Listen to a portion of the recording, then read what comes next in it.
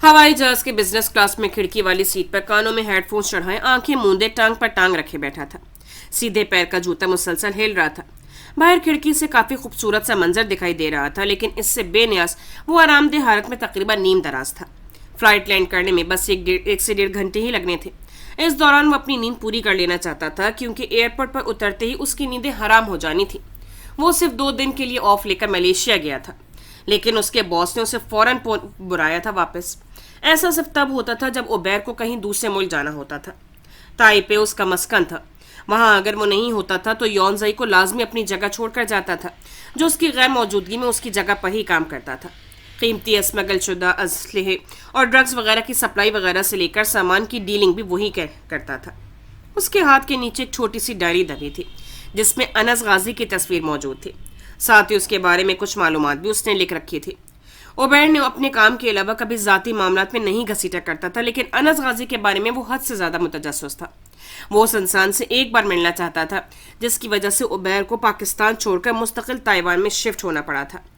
वरना उससे पहले तक वो पाकिस्तान में रहते हुए भी काफ़ी खुश उसलूबी से सारे मामला संभाल लिया करता था। मिस मेहरमा, आपको फाइल मैंने दी थी वो काम हो गया है? सालार सर को चेक भी करवानी है। जैद ने उजरत में उससे कहा तो लैपटॉप पर टाइपिंग करते उसने जल्दी से जवाब दिया, काम हो गया है जैद सर, मैं बस 10 मिनट तक आपको भिजवा दूंगी। जल्दी भिजवा दीजिएगा। वो ताकीद करके चला गया तो मेहरमा ने लैपटॉप बंद करके साइड पर पड़ी फाइल उठाई और फिर थोड़ी ही देर में वो सालार के रूम में मौजूद थी। एक नज़र फाइल को देखने के बाद उसने अब्रू उठाकर उसे देखा। क्या फ़ायदा मेरा एम्प्लॉयज़ को हायर करने का, अगर ये काम मुझे ही करने हैं तो? मैं जैद सर को ये बताकर शर्मिंदा नहीं होना चाहती कि मुझे कोई काम नहीं आता, प्लीज़ कर दो। आखिर में उसका लहजा रिक्वेस्ट करने वाला हो गया था। मेरे अलावा तुम्हें सबका ही ख्याल है? बुड़बुड़ाते हुए फाइल उठाकर देखने लगा। वैसे अच्छा हुआ तुम खुद आ गई, वरना मैं तुम्हें बुलवाने ही वाला था। कॉफ़ी बनवानी होगी ज़रूर, ये तुम्हारे लिए। उससे ड्रॉ से एक फ़ाइल निकालकर उसकी जानिब बढ़ाई तो उसने नासमझी से देखा। देखो खोलकर। उससे फाइल उठाकर पढ़ना शुरू कर दी। जो जो वो पढ़ती गई उसके चेहरे के रंग बदलते गए। बेयकीन नज़रों से सालार को देखा। कहीं वो मजाक तो नहीं कर रहा? तुमसे इस किस्म का मजाक कर कर मुझे कत्ल होने का शौक़ नहीं है, इसलिए यकीन कर लो। वो मुतमईन सा बोला तो मेहरमा ने हाथ की पुष्ट से अपने गालों पर फिसलते आंसुओं को साफ किया तो जो बेसाख्ता ही निकल पड़े थे। वो कुछ कहने के काबिल नहीं लग रही थी।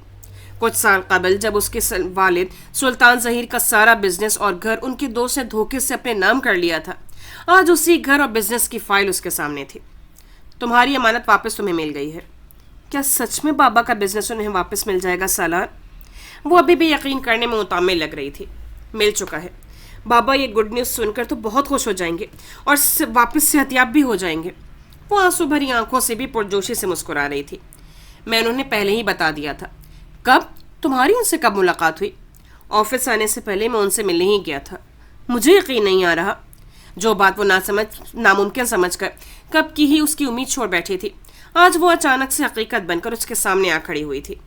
बाबा और मुझ में इतनी हिम्मत और हौसला नहीं था कि अपनी मेहनत को वापस हासिल कर पाते। मैं शुक्रगुजार हूँ तुम्हारी। वो उसकी खुशी पर एक तमानियत से दिल में महसूस कर रहा था।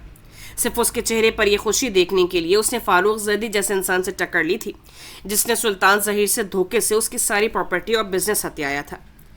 अंकल का बिजनेस तो अब तुम्हें ही संभालना है, इसीलिए मैं कहता था कि पढ़ लो ताकि तुम्हारे काम आए। मुझे क्या मालूम था कि तुम इस वजह से कह रहे हो, लेकिन तुम किस लिए हो? तुम करोगे ना मेरी सारी हेल्प। तुम मुझे हायर कर लेना, मैं फ्री में तुम्हारा काम नहीं करूँगा। मेहरमा ने उसे मशकूक नज़रों से देखा तो वो नफ़ी में सर हिलाकर गोया हुआ। तुम अभी भी यही समझती हो कि मैं एक लालची इंसान हूँ और अमीर लड़कियों से शादी करके उनके पैसे लूट लेता हूँ? तुम इतने जद्दी पुश्ती अमीर हो, फिर भी मुझसे अपनी फ़ीस चार्ज करोगे? पूछ तो लो पहले कि मुझे फ़ीस में क्या चाहिए। क्या चाहिए? तुम? मैं? उसे शरीद हैरानगी से पूछा। मैं तुमसे शादी करना चाहता हूँ। उसकी आंखों में आंखें डाले बेरा आखिर वो दिल की बात जुबान पर ले ही आया था। तुमने पहले ये बात क्यों नहीं की जब मेरे पास कुछ भी नहीं था? अब मेरे पास फिर से प्रॉपर्टी और बिजनेस है तो तुम मुझसे शादी करना चाहते हो? फिक्र मत करो, मैं तुमसे जहेज के नाम पर तुम्हारी प्रॉपर्टी और बिजनेस नहीं मांगूंगा। उसने इत्मीनान से कहा। ऐसा तो हो ही नहीं सकता कि तुम्हें सिर्फ मुझसे मतलब हो। सच बताओ, चाहते क्या हो तुम आखिर? वो जाने क्यों मशकूक थी। इतने टाइम से मेरे पास जॉब कर रही हो, अभी तक मुझे जान नहीं पाई کہ سالار غازی اصل میں چاہتا کیا ہے. اصل میں اگر میں نے تم سے شادی کر لی تو سارے امپلائیز کی باتیں سچ ہو جائیں گی. کون سی باتیں؟ یہی کہ محمد سلطان نے سالار غازی کو اپنے جال میں پھنسا کر اسے شادی کر لی. اس میں جھوٹ کیا ہے؟ سالار نے مصنوعی حیرانگی سے پوچھا. تمہیں بھی یہی لگتا ہے کہ میں نے تمہیں... اچھا ٹھیک ہے، جو بھی یہ بات کہے گا میں اسے آفس سے نکال دوں گا. ٹھیک ہے، تمہارا نقصان ہوگا. سارے اسٹاف کو فارغ کر دو گے تو تمہارا کام کون کرے گا پھر؟ میں مینیج کر لوں گا، مجھے بس جواب دو. آفس کوئی اتنی اچھی جگہ تو نہیں جہاں پرپوز کیا جائے، لیکن خیر ہے، 2 بزنس کرنے والوں کو یہی جگہ سوٹ کرتی ہے. 2 بزنس کرنے والے؟ میں ریزائن کر رہی ہوں. آج سے میں تمہاری سیکرٹری نہیں ہوں. میں سارا اسٹاف بھی جاب چھوڑ دے تو مجھے اتنا مسئلہ نہیں ہوگا جتنا تمہارے چلے جانے سے ہوگا. ایموشنل مت کرو، جاتے ہوئے آخری بار تمہارے لیے کافی بنا دوں گی.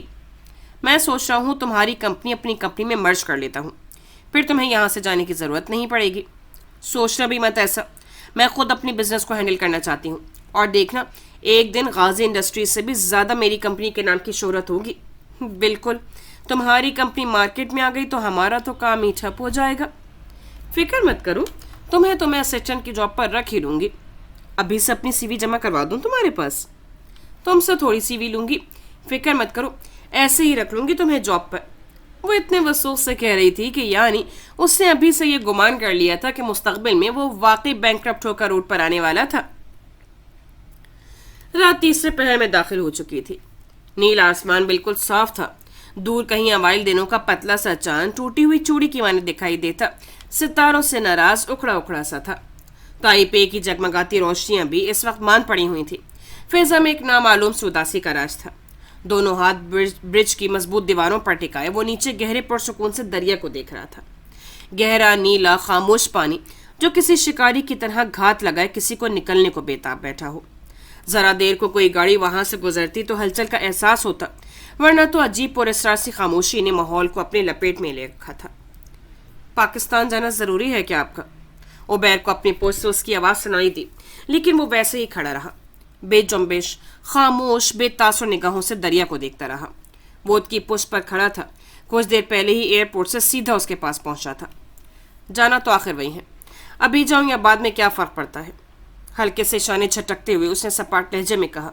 اس کی آواز سے ہی وہ اس کی ذہنی کیفیت کا اندازہ لگا سکتا تھا. وہ اس عبیر سے بہت مختلف تھا جسے وہ جانتا تھا. اس کے چہرے پر ہمہ وقت ایک دوستانہ سی مسکراہٹ ہوتی تھی. اس کا چہرہ ہمیشہ چمکتا ہوا ہوتا تھا. اس کی شہد رنگ آنکھوں کا سنہرا پن مقابل کو نظریں جھکانے پر مجبور کر دیا کرتا تھا. آج نہ اس کے چہرے پر مسکراہٹ تھی، نہ ہی اس کی آنکھوں میں چمک تھی. چہرے کی شادابی کی جگہ بھی ایک سٹ پن سے تاثر قائم تھا. وہ اپنے آپ سے بھی خفا تھا، اپنے دل سے ناراض تھا. اپنے نفس کی خواہش پر کان لپیٹے چلنے پر بھی اسے خود سے گلا تھا. وہ کس کس چیز کے لیے خود سے ناراض ہوتا اور کس کس چیز کے لیے خود کو معاف کرتا. اپنے گھر سے، اپنے ملک سے، اپنے عزیز رشتہ سے اتنے دور وہ دیار غیر میں بیٹھا تھا. اس سے تو ہمیشہ سب کو ایک ساتھ جوڑے رکھنے کی کوشش کی تھی. وہ تو سب کے ساتھ مل جل کر ایک پرسکون زندگی گزارنے کا خواب دیکھا کرتا تھا. جن لوگوں پر وہ جان نثار کرتا تھا انہوں نے اس کی بے پایا محبت کا کیا صلہ دیا تھا؟ اسے کسی موذی مرض کی طرح اپنی زندگی سے نکال پھینکا تھا. عبیر کو تو یہی لگتا تھا کہ وہ لوگ اس کے بارے میں بات بھی نہیں کرتے ہوں گے، اس کا ذکر بھی نہیں کرتے ہوں گے. گھر چھوڑنے کا فیصلہ اس نے خود کیا تھا. کسی نے ایک کال کرنا گوارا نہیں کیا تھا. یہ جاننے کی کوشش ہی نہیں کی تھی کہ وہ کہاں ہے اور کس حال میں ہے. اس سے کسی نے ایک بار بھی نہیں پوچھا کہ وہ سب کیوں کیا. عدالت میں بھی ایک مجرم کو اپنی صفائی میں بولنے کا موقع دیا جاتا ہے، لیکن اس کی تو سنوائی ہی نہیں ہوئی تھی. جانتے ہو، بھیڑیے کو عربی میں ابن البار کہا جاتا ہے، یعنی نیک بیٹا. خاموش فضاؤں میں اس کی آواز ابھری. وہ بنا رخ موڑے اپنی بات جاری رکھے ہوئے تھا. یونزئی دم سادھے اس کی دھیمی سی آواز سن رہا تھا. جانوروں میں صرف ایک بھیڑیا ایسا جانور ہے جس سے اپنے اصل رشتوں کی پہچان ہوتی ہے. وہ سب کو جوڑ کر ساتھ رکھنے والا جانور ہے. جب کبھی یہ کارواں بنا کر نکلتے ہیں تو سب سے آگے کمزور لاغر بوڑھے بھیڑیے ہوتے ہیں. ان کے پیچھے چیڑ پھاڑ کر ماہر ایک ایلٹ فورس چلتی ہے. ان کی ذمہ داری آگے چلنے والے بیمار اور بوڑھے بھیڑیوں کی حفاظت کرنا ہوتی ہے. اس فورس کے پیچھے وہ جتھا موجود ہوتا ہے جو انتہائی طاقتور بھیڑیوں پر مشتمل ہوتا ہے. وہ دشمن کے اچانک حملے کی صورت میں دفاع کرنے کی صلاحیت رکھتا ہے. اس جتھے کے پیچھے ایک بڑا لشکر ہوتا ہے جو چاروں جانب سے پھیل کر اپنے مخالف کے ہر حملے کو روکنے کے لیے متحد ہوتا ہے۔ اس کے بعد پھر 5 بھیڑیوں پر مشتمل ایک گروپ ہوتا ہے جو سب سے آخر میں موجود کمانڈر بھیڑیے کی لیڈ کر رہا ہوتا ہے۔ عربی اصطلاح میں کمانڈر بھیڑیا یا اکیلا ہی 1000 کے برابر ہوتا ہے، کیونکہ یہ اپنی پھرتی، بھرپور طاقت اور آس پاس کے حالات سے باخبر رہنے کی صلاحیت اور پورے کارواں کے معاملات کی نگرانی کی خاصیت کے اعتبار سے بے حد متحرک ہوتا ہے۔ وہ ذرا دیر کو رکا، گہری سانس اندر کھینچی، پانی سے نظریں ہٹا کر وہ اب چاند کو دیکھ رہا تھا۔ مجھے شیر سے زیادہ ہمیشہ بھیڑیا پسند رہا ہے۔ شیر کو غلام بنایا جا سکتا ہے لیکن بھیڑیے کو نہیں۔ مجھے لگتا ہے میں بھی ایک بھیڑیا ہی ہوں، اپنے لشکر کی حفاظت کرنے، انہیں ساتھ رکھنے کے باوجود جب بھیڑیا مرتا ہے تو وہ اکیلا ہی ہوتا ہے۔ میں نے ساری زندگی اپنے گھر کو جوڑ کر رکھنے میں لگا دی، لیکن میں مروں گا تو مجھے یقین ہے مجھے قبر میں اتارنے والے ہاتھ بھی میرے بھائیوں کے نہیں ہوں گے۔ دکھ، ملال، صدمہ، افسوس، کیا کچھ نہیں تھا اس کے لہجے میں۔ برج کی مدھم سے جگمگاتی روشنیوں کا عکس پڑتا پانی اسے چمکایا جا رہا تھا۔ رات دھیرے دھیرے سلگتی دن کے اجالوں کے آنے کی منتظر تھی۔ وہ دونوں وہیں کھڑے تھے، اپنی سوچوں کے گرداب میں پھنسے، خاموش سے۔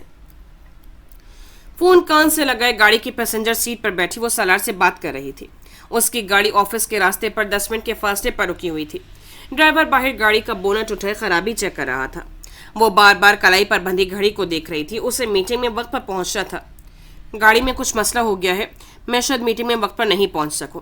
رابطہ قائم ہوتے ہی اس نے آگاہ کرتے ہوئے کہا، میٹنگ ڈیلے ہو گئی ہے تو مجھے لوکیشن بھیجو، میں دوسری گاڑی بھجوا دیتا ہوں۔ اس کی ضرورت نہیں ہے، ڈرائیور ٹھیک کر رہا ہے۔ پہلے ہی اسے سالار نے پک اینڈ ڈراپ کرنے کی پیشکش کی تھی، لیکن اس کے انکار کر دینے پر پھر آفس کی یہ گاڑی اور ڈرائیور صرف اس کے لیے مختص کر دیا گیا تھا۔ اس کے علاوہ کوئی اور اس گاڑی کو استعمال بھی نہیں کرتا تھا، وہ مہرما کی ذاتی گاڑی ہو جیسے۔ تب بھی اس کی سلائڈ سے کسی نے کھڑکی کے بند شیشے پر دستک دی تھی۔ سالار 1 منٹ، اس سے ہولڈ پر رہنے کے لیے کہتے ہوئے وہ شیشے فولڈ کر رہی تھی، لیکن تبھی کسی نے جھٹکے سے اس کی سائڈ کا دروازہ کھول کر فون اس کے ہاتھ سے چھین کر نیچے پھینک کر توڑ دیا تھا۔ پھر مہرما کو بازو سے کھینچ کر باہر نکالا۔ کیا کر رہے ہو تم؟ چھوڑو مجھے۔ وہ فوراً سے گھبراہٹ پہ مبتلا ہوتی اس سے اپنا بازو چھڑوانے کی کوشش کر رہی تھی۔ ڈرائیور جب اسے بچانے کے لیے آگے بڑھا تو اس کے سر پر دوسرے نقاب پوش نے بھاری ڈنڈا مار کر اسے بے ہوش کر دیا تھا۔ پھر مہرما کو کھینچتے ہوئے آگے کھڑی گاڑی کی طرف بڑھ گئے۔ دوسری جانب اپنے آفس میں کھڑا سالار فون کان سے لگائے وہ ساری آوازیں سن چکا تھا۔ مہرما، ہیلو، تمہیں آواز آ رہی ہے میری؟ وہ سفید پڑتے چہرے کے ساتھ بےتابی سے بول رہا تھا، لیکن دوسری جانب رابطہ منقطع ہو چکا تھا۔ سب خیریت ہے؟ عاشر نے اس کے تاثرات دیکھتے ہوئے پوچھا۔ صبح ہی وہ اس کے ساتھ آفس آیا تھا۔ سالار کو اپنی ضروری فائلز انکرپٹ کروانی تھی، اس لیے وہ صوفے پر گود میں لیپ ٹاپ رکھے اسی کا کام کر رہا تھا۔ میں تمہیں ایک نمبر سینڈ کر رہا ہوں، اس کی لوکیشن ٹریس کرو فوراً۔ وہ اجرت بھرے انداز میں مہرما کا نمبر اسے سینڈ کر رہا تھا۔ نمبر آن ہے، ابھی بند ہوا ہے، اسے بتا کر وہ اب ڈرائیور کا نمبر ڈائل کر رہا تھا۔ حیرانگی کی بات تھی نا کہ سالار غازی کے فون میں آفس کے کسی ایک ورکر کا نمبر بھی فیڈ نہیں تھا، لیکن اس ڈرائیور کا نمبر اس نے سیو کر رکھا تھا جو مہرما کو پک اینڈ ڈراپ دینے پر مامور تھا۔ مستقل بیل جا رہی تھی لیکن وہ کال پک نہیں کر رہا تھا۔ آفس سے زیادہ دور نہیں ہے یہ جگہ، چند منٹ پہلے وہاں ان کا نمبر آن تھا۔ کچھ ہی دیر میں وہ اسے لوکیشن کے بارے میں بتا رہا تھا اور وہ اسٹینڈ پر لٹکا کوٹ کھینچ کر پہنتے ہوئے وہاں سے اجرت میں دروازہ کھول کر باہر بھاگا تھا۔ میرے لیے تو رکیں۔ عاشر بھی اپنا لیپ ٹاپ سائڈ پر کیے اس کے پیچھے نکلا تھا۔ دونوں ہاتھ جینس کی جیبوں میں ڈالے وہ اس جگہ کا جائزہ لے رہا تھا۔ آبادی سے دور بنا وہ فارم ہاؤس زیادہ پرتعیش نہیں تھا۔ لاؤنج کے داخلی دروازے سے اندر داخل ہونے پر صرف کچھ پرانا فرنیچر پڑا تھا۔ باہر کچھ گاڑیوں کے رکنے اور دروازہ کھلنے بند ہونے کی آواز اندر تک آ رہی تھی۔ فون کان سے لگائے ایک شخص کے پیچھے کئی نقاب پوش افراد ایک لڑکی کو دونوں بازو سے پکڑے زبردستی اندر لے کر آ رہے تھے۔ ٹھیک ہے باس، جی میں سمجھ گیا۔ فون پر ہدایتیں سنتے ہوئے وہ اس بات میں سر ہلاتے ہوئے فون بند کر کے ان کی جانب متوجہ ہوا۔ اسے بے ہوش کیوں نہیں کیا تم نے؟ وہ ڈپٹتے ہوئے اپنے آدمیوں پر برسا۔ سر یہ کاشف کی غلطی ہے، اس نے کلوروفارم والا رومال ہی کہیں گرا دیا۔ ایک نے جلدی سے کہا تو باقی سب اس کی حمایت میں سر ہلانے لگے۔ وہ نوجوان تیز نظروں سے ان سب کو گھور رہا تھا۔ ایک کام نہیں ہوتا تم لوگوں سے ڈھنگ سے۔ اوبیر نے بے ساختہ ابھرتی مسکراہٹ کو بمشکل ضبط کیا تھا۔ کیا مافیا بنے گا یہ؟ وہ اپنے حلیے سے بے پرواہ انسان تھا۔ ڈریس شرٹ کی ایک سائڈ پینٹ کے اندر تھی تو دوسری باہر تھی، ایک آستین کوہنی تک تھی اور ایک اس سے بھی اوپر پہنچی ہوئی تھی۔ بال پیشانی پر بکھرے ہوئے تھے۔ छोड़ो मुझे जाने दो वरना तुम लोगों का बहुत बुरा हशर होगा। वो जबरदस्ती उसे कुर्सी पर बिठाकर उसे रस्सियों से बांध रहे थे, जो खुद को छुड़वाने की तगो-दो में साथ ही अपनी जुबान का भी भरपूर इस्तेमाल कर रही थी। लड़की अपनी जुबान बंद करो, वो घुरक कर बोला। चिल्लाओ मत मुझ पर, समझते क्या हो खुद को, क्यों लेकर आए हो मुझे यहाँ, वो बेखौफी से मुसलसल बोल रही थी। पीछे हटो। मेहरमा के हाथ बांधते शख्स को पीछे कॉलर से पकड़कर दूर करते हुए उससे मेहरमा की जानिब झुककर उसकी गर्दन की मखसूस रग दबाई थी, जिससे वो कुछ ही लम्हों में होशो खर्च से बेगाना हो गई थी। उसकी जुबान बंद होने पर सब ने ही सुकून का सांस भरा था। उबैर भाई, वो उबैर की मौजूदगी से अब वाकिफ हुआ था। बेसख्त उसकी जानिब बढ़कर उसके गले लगा था। लग रहा था जैसे कितने अरसे बाद उसने उबैर का चेहरा देखा है। चेयर साफ करो। गर्दन मोड़कर एक आदमी पर गरजा तो वो फौरन से हरकत में आया। आप तो रात में आने वाले थे ना, कैसे हैं आप, कितने दिन के लिए आए हैं पाकिस्तान, वो पुरजोशी से पूछ रहा था।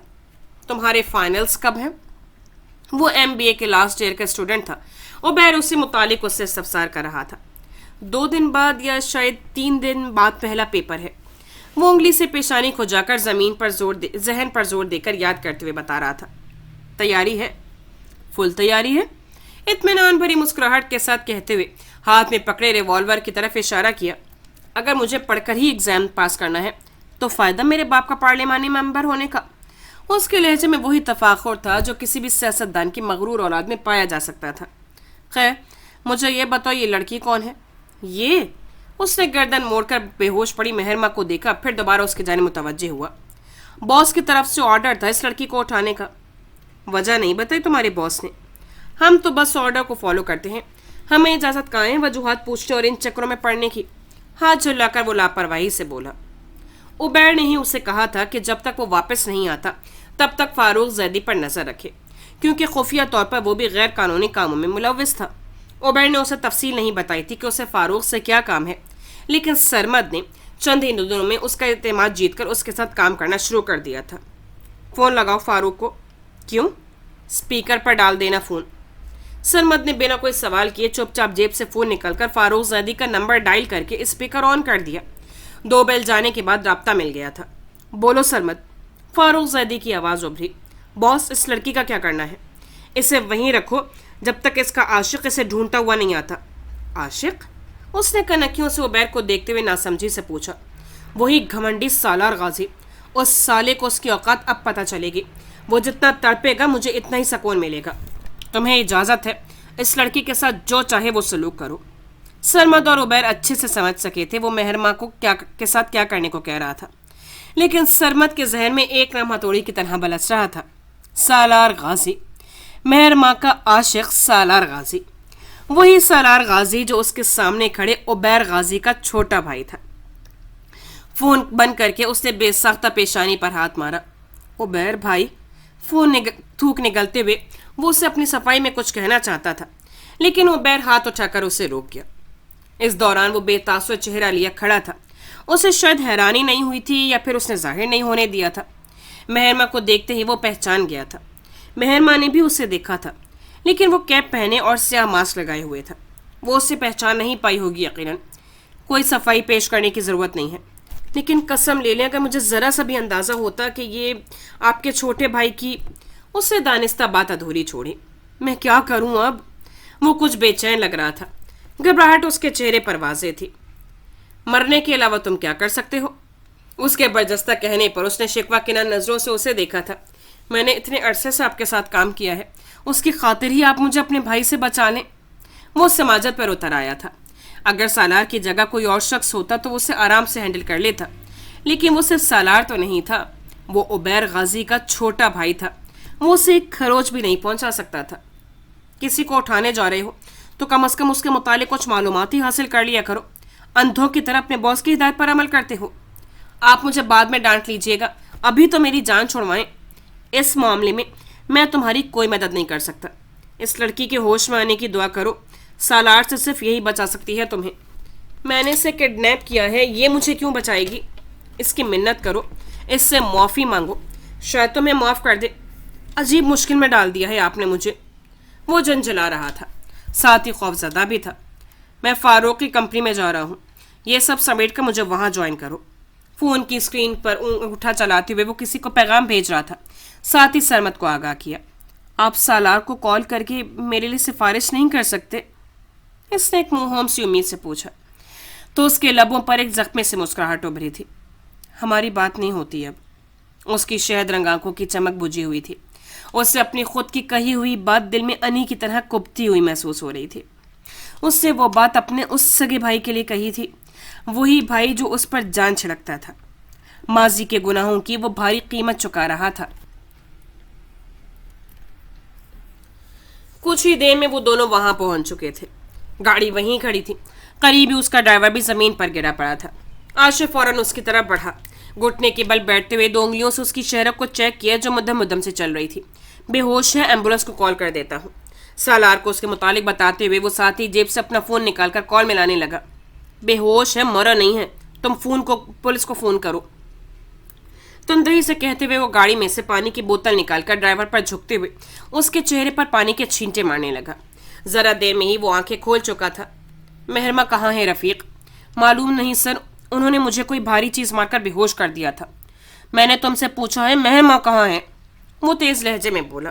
وہ میڈم کو اپنے ساتھ گاڑی میں لے گئے، ان کے چہروں پر نقاب تھا، میں دیکھ نہیں سکا۔ کون سی گاڑی تھی؟ نمبر یاد ہے تمہیں؟ نمبر نہیں دیکھا، سفید رنگ کی ہونڈا سیوک تھی۔ سامنے پیٹرول پمپ ہے سالار بھائی، گاڑی یقیناً اس راستے سے گزری ہوگی، وہاں سے CCTV فوٹیج سے کچھ کلو مل جائے گا۔ ڈرائیور کو سہارا دے کر اٹھاتے ہوئے اس نے گاڑی میں بٹھا کر سالار سے کہا تو وہ سر ہلاتا گاڑی کے بغیر ہی ٹریفک کے درمیان سے بھاگتا ہوا پیٹرول پمپ کی جانے پڑ رہا تھا۔ تم اپنی گاڑی میں بیٹھے رہو، ایمبولینس کچھ دیر تک پہنچ جائے گی، اسے کہتے ہوئے وہ بھی سالار کے پیچھے بھاگا تھا۔ پیٹرول پمپ کے چھوٹے سے کنٹرول روم میں وہ پہنچا تھا۔ یہاں جتنے بھی کیمرے لگے ہیں 20 منٹ پہلے کی سب کی فوٹیج نکال کر دو مجھے۔ اسکرین کے سامنے بیٹھا نوجوان ناسمجھی اور حیرانگی سے اس کے مطالبے کو سن رہا تھا۔ میں ایسا نہیں کر سکتا، آپ کو پہلے… اس سے پہلے وہ اپنی بات پوری کرتا سالار نے اس کا کالر دبوچ کر کھڑا کیا تھا۔ اپنی جاب اور جان پیاری ہے تو جو میں نے کہا ہے اس پر عمل کرو۔ گلابی پڑتے قہر بار نگاہوں سے اسے گھورتے ہوئے وہ تندہی سے کہہ رہا تھا۔ سالار بھائی چھوڑیں اسے۔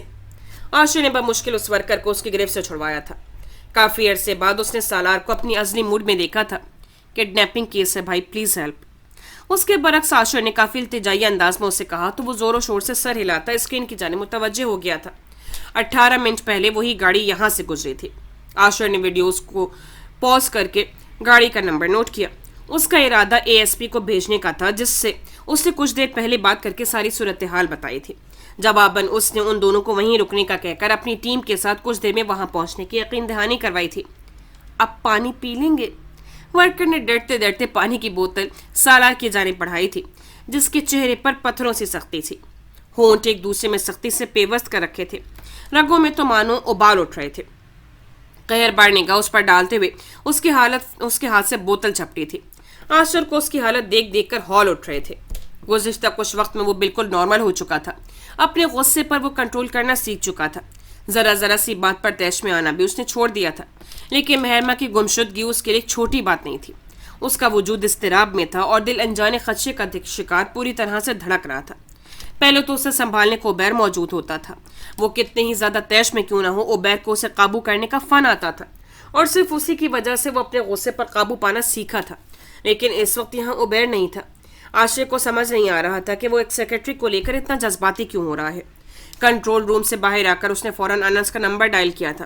وہ اس وقت ایجنسی میں تھا۔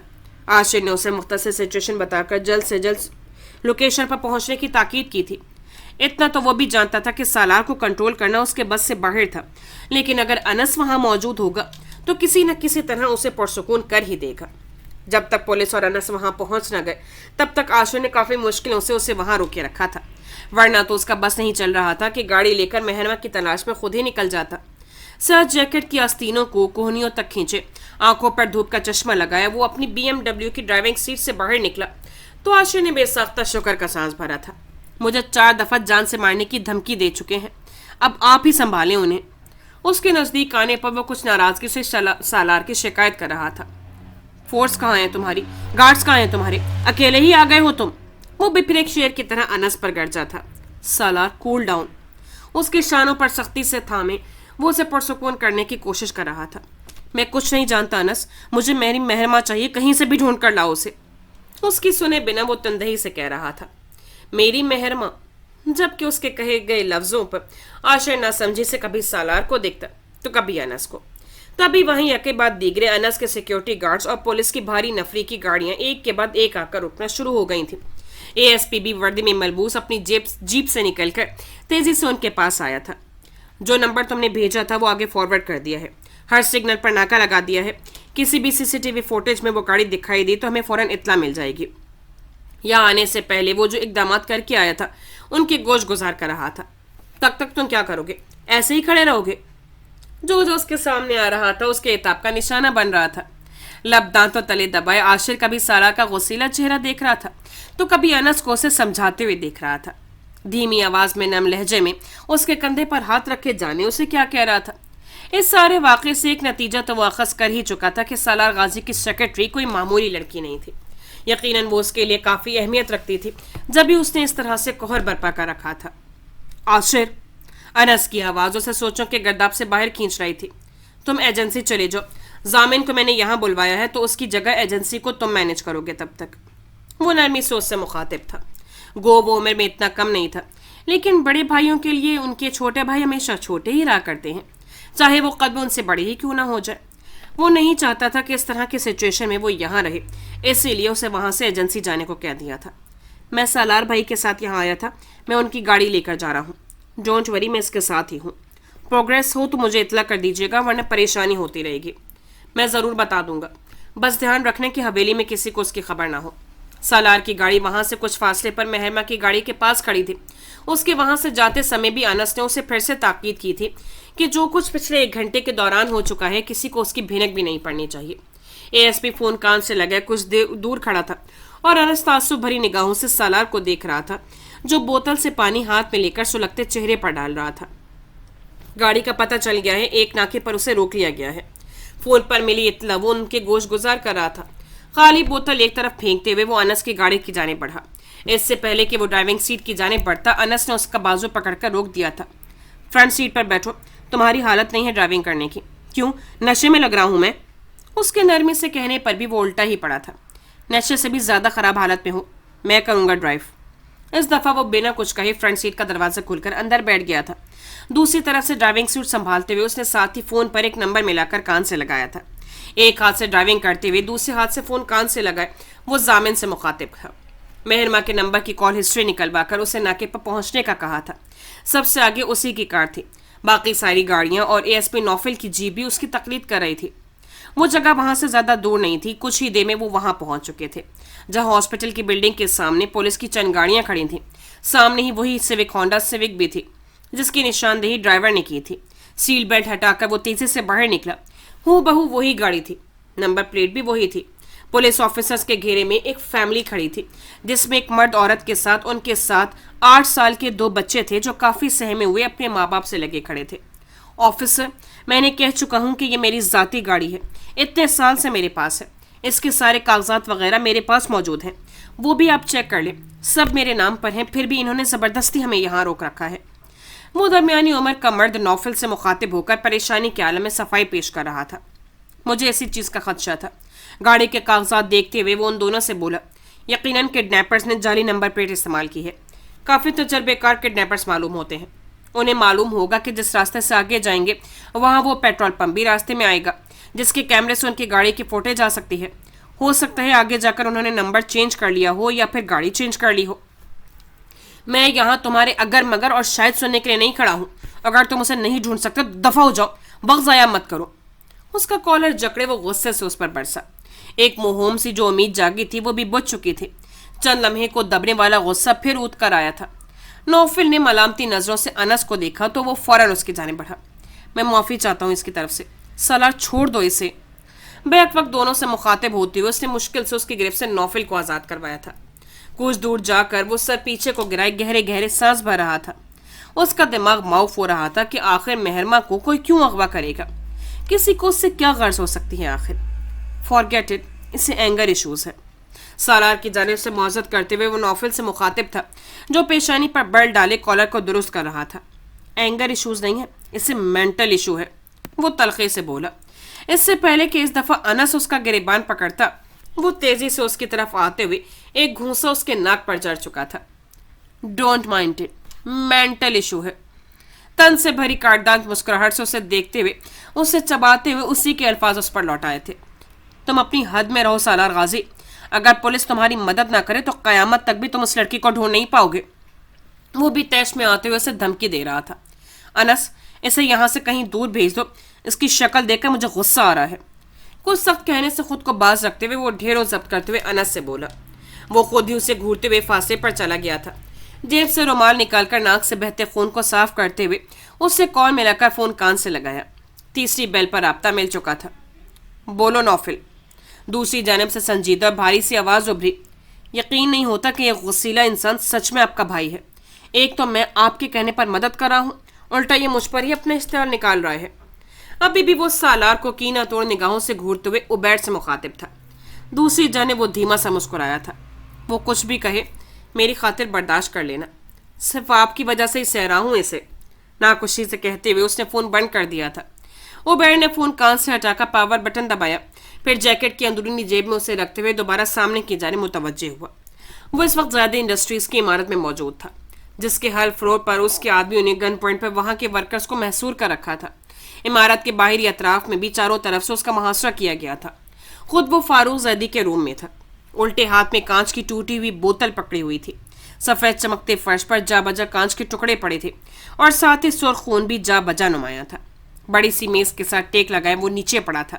सर से बेतहाशा बहता खून चेहरे से होता हुआ उसके हल्के रंग की शर्ट को अपने रंग में रंगता जा रहा था। दहशत उसकी आंखों में भरी हुई थी। वो 2 कदम उसके नज़दीक आते हुए पंजों के बल उसके सामने बैठा। उसके खूबरू चेहरे पर सिर्फ सर्द सा तासुर और सफाक की दर्ज थी। कुछ अरसे पहले तुमने मेरी ज़ात को हदफ बनाया था, मैंने जाने दिया। कोई नुकसान नहीं पहुंचाया था तुम्हें। इस बार भी तुम मुझे टारगेट करते, मैं इस दफ़ा भी तुम्हें माफ़ कर देता। तुम जितनी दफ़ा अपनी नफरत मुझ पर निकालते, मैं तुम्हें कुछ भी ना कहता। लेकिन इस बार उससे बात अधूरी छोड़कर टूटी हुई बोतल एक तरफ फेंक कर हथेली फैलाई तो पीछे खड़े सरमद ने एक दूसरी कांच की बोतल उसके हाथ पर रख दी। इस दफ़ा तुमने मेरे भाई को निशाना बनाया है। इस बार तुम्हारे लिए कोई माफ़ी नहीं है। सुलगती नज़रों से उसे देखते हुए वो बोतल पर गिरफ्त सख्त कर चुका था। देखो, मैं तुम्हारे सामने हाथ जोड़ता हूँ। कप कपाते हाथों को उसके सामने करते हुए उसे उबैर को इस अमल से बाज रखना चाहा था जो वो पिछले कुछ मिनटों में मुतअद्दिद बार दोहरा चुका था। तुम्हें मालूम होना चाहिए था कि अगर तुम मेरे भाइयों को आंख उठाकर देखने की जुर्रत करोगे तो इन आंखों को नोचने के लिए उबैर गाजी तुम्हारे ताक़ुब में लाजमी आएगा। अपनी जगह से उठते हुए उसे खींचकर बोतल उसके सर के एक साइड पर मारी थी, जो फौरन से चकनाचूर हो चुकी थी। उसका वजूद एक तरफ ढलक चुका था। रह रहकर फारूक के सफाक अल्फाज उसकी समातों में गूंज रहे थे कि जब उसने सरमद को हिदायत दी थी मेहरमा के साथ जो चाहे सलूक करे। वो सोचना भी नहीं चाहता था कि अगर सरमद की जगह कोई और शख्स होता और वो सचमुच के कहे पर अमल कर डालता तो सालार अपने आप को कैसे संभालता। वो तो छोटी से छोटी बात को भी अपनी आना का मसला बना लेता था। अगर सच में मेहरमा को कुछ हो जाता तो उसने हकीकत में कोहर बर्पा कर देना था। ख़त्म कर दूं इसे? सरमद ने सवालिया अंदाज में पूछा। सिर्फ इतनी सांसें रहने देना कि अपने मुंह से ये सालार से माफ़ी मांग सके। हतान की तरफ जा रहा हूँ मैं, ये सारा फैलावा समेट कर वहीं आ जाना। जख्मी हथेली में खुबे कांच के टुकड़े खींच कर निकालते हुए उसने सरमद को हुक्म जारी किया। बेहतर। सर इस बात में हिलाते हुए वो अपने आदमियों के जरिए मुतवज्जे हुआ। कुछ को उसने अपने साथ ही रोक लिया था और बाकियों को सख्ती से हिदायत की थी उबैर को पूरे तहफ़्फ़ुज़ के तहत वहाँ से ले जाए। 2 सेकंड्स रुके। टेबल पर पड़े टिश्यू बॉक्स में से काफ़ी सारे टिश्यूज़ खींच कर निकालते हुए उबैर को पुकारते हुए वो उसकी तरफ आया, फिर सारे उसके ज़ख्मी हाथ पर रख दिए। हतान भाई से अब ड्रेसिंग करवा लीजिएगा, मुझे खदशा है कि कांच अभी भी हथेली के अंदर ना हो। उसका खून से रंगा हाथ उससे फिक्रमंद कर रहा था। उसके वहाँ से जाने के बाद वो फारूक के जाने मुतवज्जे हुआ। उबैर ने पहली बार उस पर भरोसा करते हुए उसे कोई काम सौंपा था जिसे वो पूरी जिम्मेदारी के साथ करना चाहता था। जामिन भी उन्हें ज्वाइन कर चुका था। अनस के कहने के मुताबिक वो मेहरमा के फ़ोन की कॉल हिस्ट्री भी निकलवा कर ले आया था। मेरे ख्याल से हमें एक लड़की के घर जाकर पता करना चाहिए, शायद वहाँ से कुछ क्लू मिल जाए। नौफिल के इजहार ख्याल करने पर अनस ने तासुब से पलकों को मीच कर खोला, क्योंकि सालार के चेहरे के बदलते तासुरात ढके छुपे नहीं थे।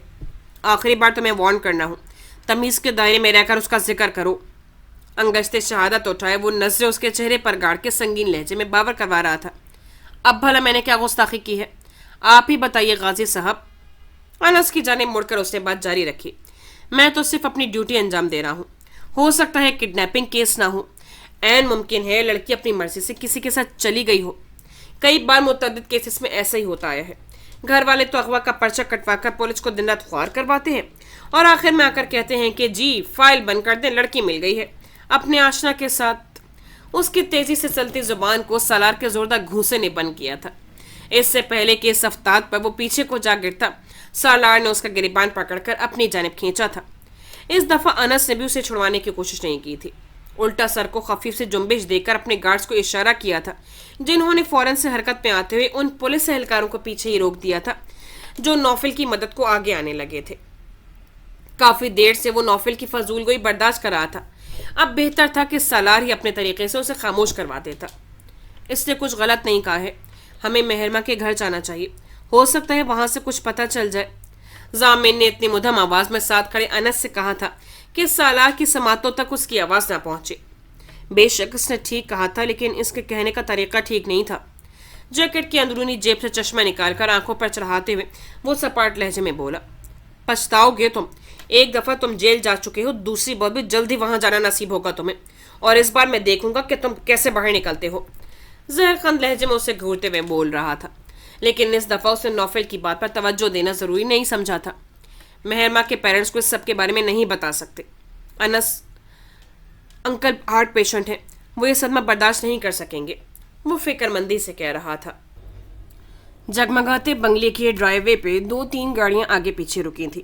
گارڈز کو وہیں رکنے کا اشارہ کر کے وہ فرنٹ سیٹ سے نکل کر اندرونی عمارت کی جانب بڑھا, جہاں 2 سیڑھیوں سے اوپر بنے چبوترے پر ہی وہ اسے کھڑا دکھائی دیا تھا.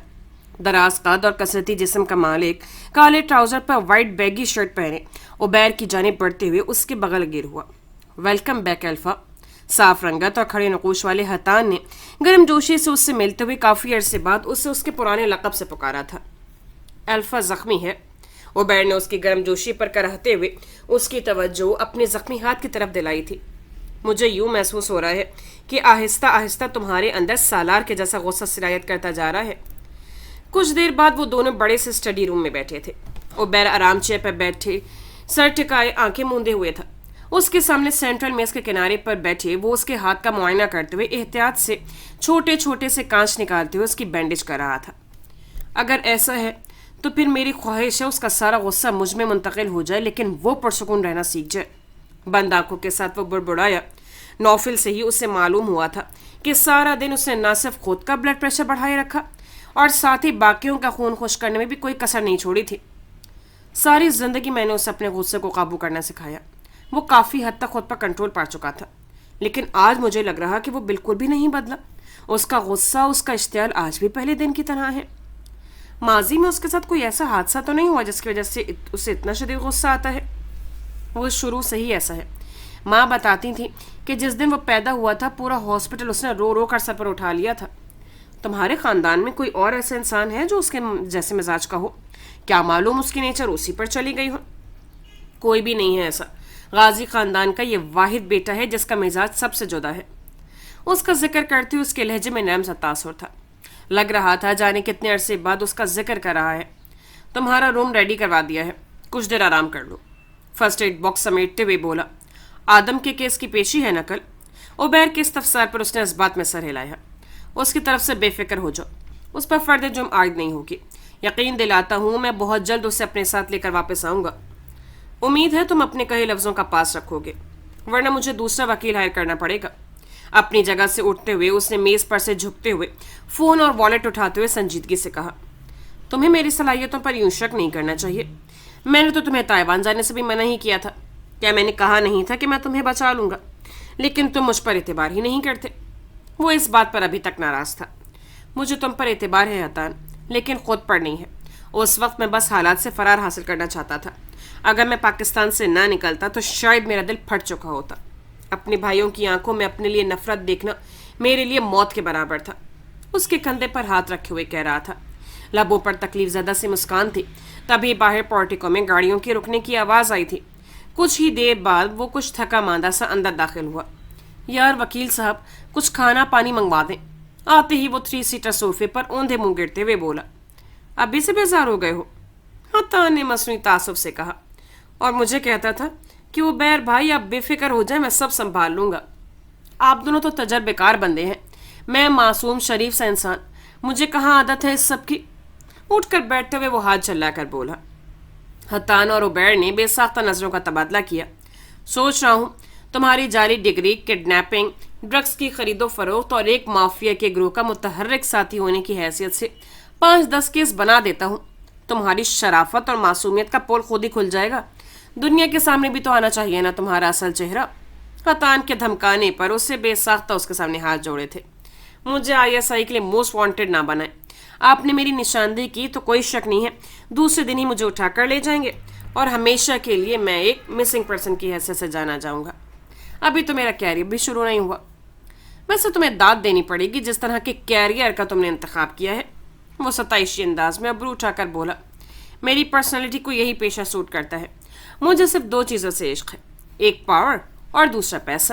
جس کے پاس یہ دونوں ہیں تو سمجھے دنیا اس کی جیب میں ہے۔ پھر تمہیں میری پیشکش پر ضرور غور کرنا چاہیے۔ یقین کرو میں تمہارا کیس ملک کا ہائی پروفائل کیس بنا دوں گا۔ جیل سے کورٹ اور کورٹ سے جیل تمہیں پوری سیکیورٹی کے ساتھ بختر بند گاڑی میں لے جایا جائے گا۔ میں چاہتا ہوں کہ اگر کوئی دوسرا وکیل میرے خلاف محاذ کھولے تو آپ میری طرف سے مقدمہ لڑیں۔ میرے باپ کے پاس اربوں کی جائیدادیں ہیں جو وہ مجھے بچانے کے لیے پانی کی طرح بہا دیں گے۔ بیرونی ملک کچھ فلیٹس بھی ہیں، وہ بھی آپ کے نام کر دیں گے۔ اس کے برعکس آپ میرے خلاف کیس لڑیں گے تو آپ کے ہاتھ کچھ بھی نہیں آئے گا۔ وہ چمکتی آنکھوں سے اسے دیکھتے ہوئے آفر کر رہا تھا۔ حتان نے پرسوچ نظروں سے اسے دیکھتے ہوئے ساتھ ہی عبیر کو دیکھا جو جیکٹ کی جیبوں میں ہاتھ ڈالے کھڑا ہلکے سے شانے اچکاتے ہوئے مسکرا دیا تھا۔ میں نے سوچ لیا ہے۔ سرمد کے لبوں پر مسکراہٹ بکھری۔ اس کو پکا یقین تھا کہ اس کی پیشکش اتنی پرکشش ہے کہ وہ انکار کر ہی نہیں سکتا۔ میں تمہارے خلاف ہی کیس لڑوں گا اور سارے پیسے اپنی جیب سے لگاؤں گا۔ سرمد کی مسکراہٹ فوراً سمٹی تھی۔ چہرے پر خفگی کے تاثرات نمایاں ہوئے۔ آپ نے تو آدم کو بھی مات دے دی ہے۔ ویسے وہ رہا ہو جائے گا نا، اتنے دن ہو گئے اسے دیکھے ہوئے۔ اس نے تو جیل آنے پر بھی سختی سے منع کر رکھا ہے۔ دل محسوس کر کے بولا۔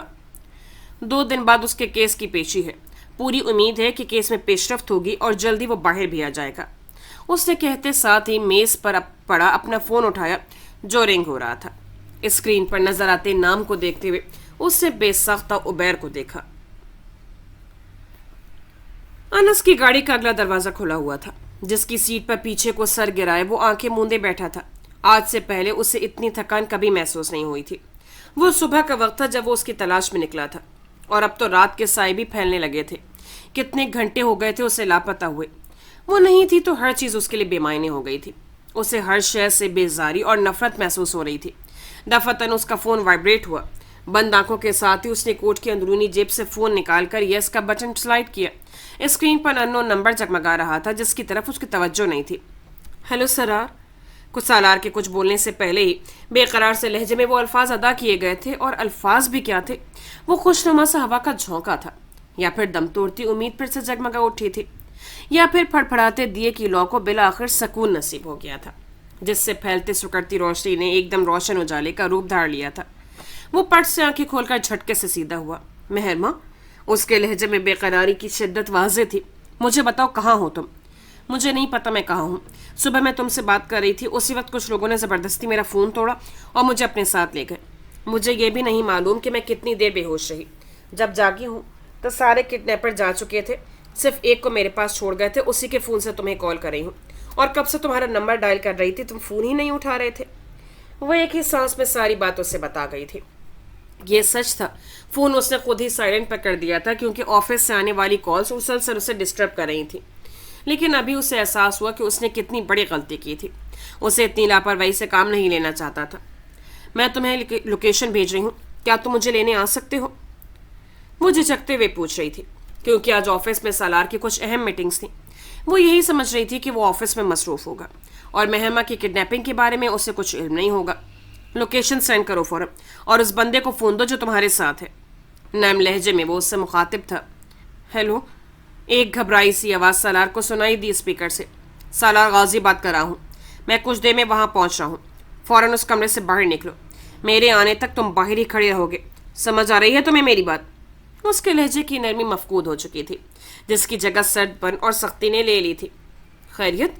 انس کے قریب آنے پر وہ فون بند کر کے اس کی جانب متوجہ ہوا۔ گاڑی کی چابی دو۔ انس نے ابروچ کا کر اس کی پھیلی ہوئی ہتھیلی کو دیکھا۔ اس کے تاثرات سنگین لگ رہے تھے۔ یقیناً اس دفعہ وہ اس کے روکنے پروکنے والا نہیں تھا۔ کچھ بتاؤ تو صحیح مجھے۔ چابی اس کر ہاتھ پر رکھتے ہوئے وہ استفہامیہ انداز میں بولا۔ مہرما کی لوکیشن مل گئی ہے۔ گاڑی سے نکل کر ڈرائیونگ سیٹ کی جانب جاتے ہوئے اس نے سپاٹ سے لہجے میں کہا تو وہ بری طرح چونکا تھا۔ گاڑی میں بیٹھو، میں بتاتا ہوں تفصیل، انہیں بھی اطلاع کر دو۔ ساتھ ہی کچھ دور کھڑے نوفل اور اس کے ساتھیوں کی طرف اشارہ کیا۔ انس کے بار بار ٹوکنے پر بھی اس نے سپیڈ کم نہیں کی تھی۔ تیزی سے گاڑی دوڑاتے ہوئے وہ اس فارم ہاؤس تک پہنچا تھا۔ ڈرائیو وے پر گاڑی روکتے ہی وہ دروازہ کھول کر باہر نکلا اور تیزی سے سیڑھیاں چڑھتے ہوئے اندرونی عمارت کی جانب بھاگا۔ دروازے سے اندر داخل ہوتے ہی اس کا قدم بے ساختہ تھمے تھے۔ وہ اسے لاؤنج کے وسط میں ہی کھڑی دکھائی دے گئی تھی۔ سیاہ رنگ کی ٹخنوں تک آتی پھولدار فراک پر سیاہی اسٹالک گلے میں ڈالے کھڑی تھی۔ سالار کا چہرہ دیکھ کر ایک سکون سا اس کے اندر سرایت کر گیا تھا۔ اس آدمی کی اس نے کتنی محنت کی تھی کہ اسے خود ہی گھر چھوڑے، یا اگر خود نہیں جانا تو اسے اکیلے جانے دے، لیکن وہ کسی طور راضی نہ ہوا کہ جب تک کوئی اسے لینے نہیں آئے گا وہ اسے اکیلے نہیں بھیج سکتا۔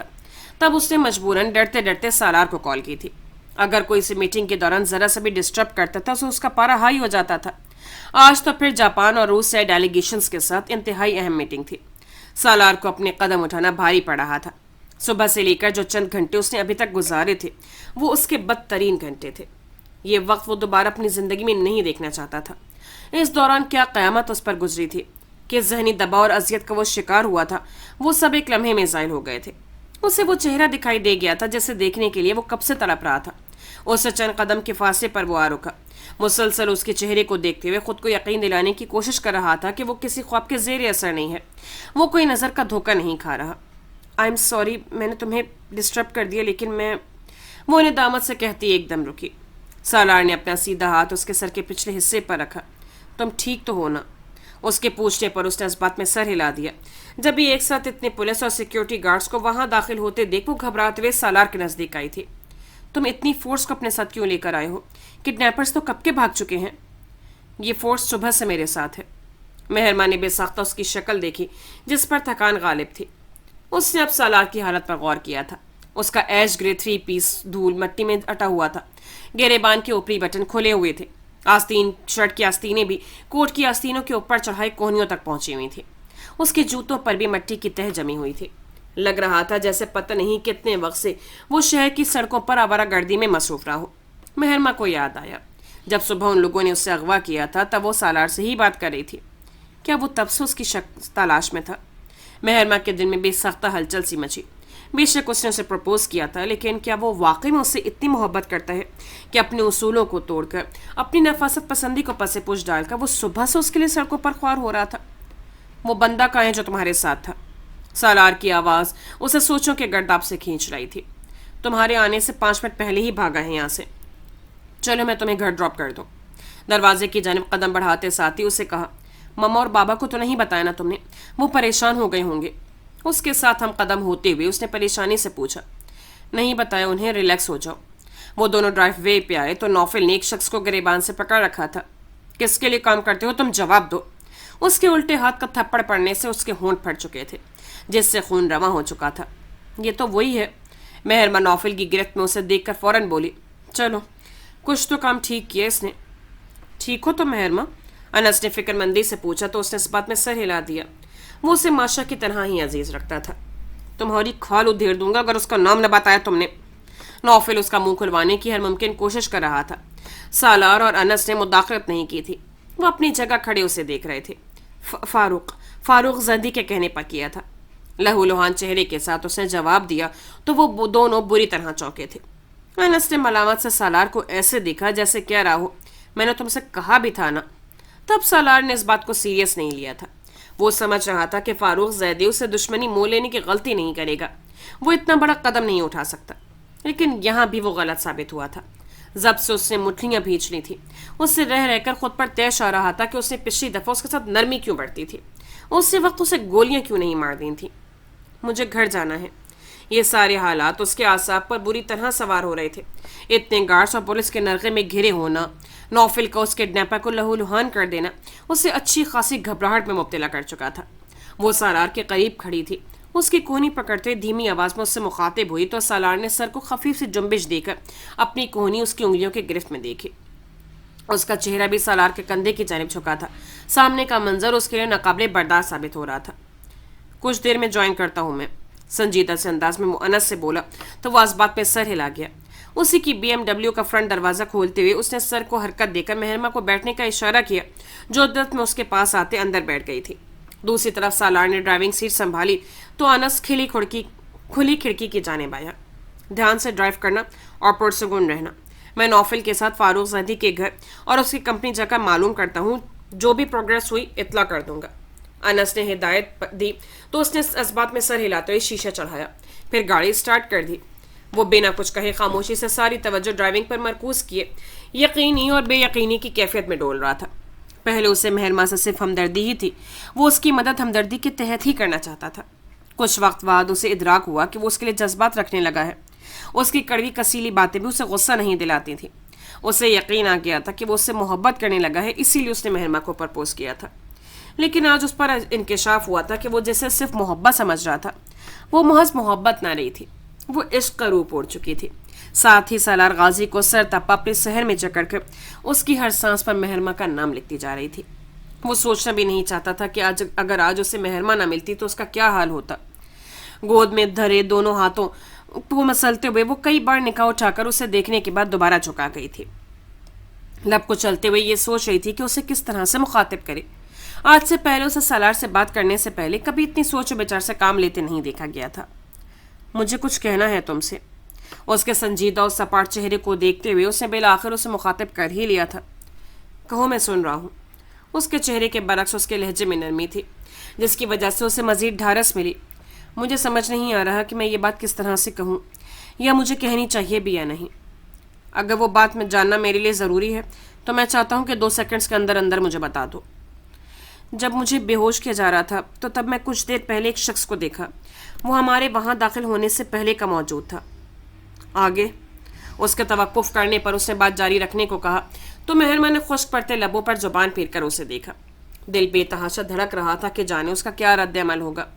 उसने कैप पहनी हुई थी और मास्क लगाया हुआ था। उसका चेहरा पूरी तरह से दिखाई नहीं दे रहा था, लेकिन मुझे लगता है कि वो उबैर सर थे। उसके आखिरी जुमले पर झटके से उसके पाँव ब्रेक पर जा पड़े। मेहरमा ने मुश्किल से अपना सर डैशबोर्ड पर लगने से बचाया। देखो, मुझे यकीन नहीं है, हो सकता है मुझे वहम हुआ हो, लेकिन मुझे वो शख्स उबैर सर की तरह ही लगा था। वो पूरा का पूरा उसकी तरफ घूमा हुआ था। जब उसने दोनों हाथ उठाकर फौरन से कहा, अल्लाह करे वो तुम्हारा वहम ना हो, अल्लाह करे कि उबैर भाई ही हो। उसके दिल की बेचैनी जोर पकड़ चुकी थी। क्या वो पाकिस्तान में था? क्या वो वापस आ चुका था? क्या वो फिर से सब ठीक होने वाला था? क्या उबैर फिर से अपनी जगह और हवेली में आने वाला था? उसका दिल जोर जोर से धड़कते हुए उससे सवाल पर सवाल किए जा रहा था, जिनका उसके पास कोई जवाब नहीं था। वो शिद्दत से दुआगो था कि उबैर वापस आ जाए, वापस आकर अपने उसी मुकाम पर विराजमान हो जाए जो वो जाने से पहले सालार को इनायत कर गया था। उसकी गैर मौजूदगी में उसे ठीक ठाक अंदाजा हो चुका था कि उसके अंदर उबैर जितना ज़र्फ नहीं है, न उसके जितना सब्र और बर्दाश्त है। वो इस काबिल हरगिज़ नहीं था कि उबैर की जगह ले सकता। वो मुकाम बस उसे ही सूट करता था। मेहरमा को घर ड्रॉप करने के बाद उसने गाड़ी दोबारा रोड पर डाल दी।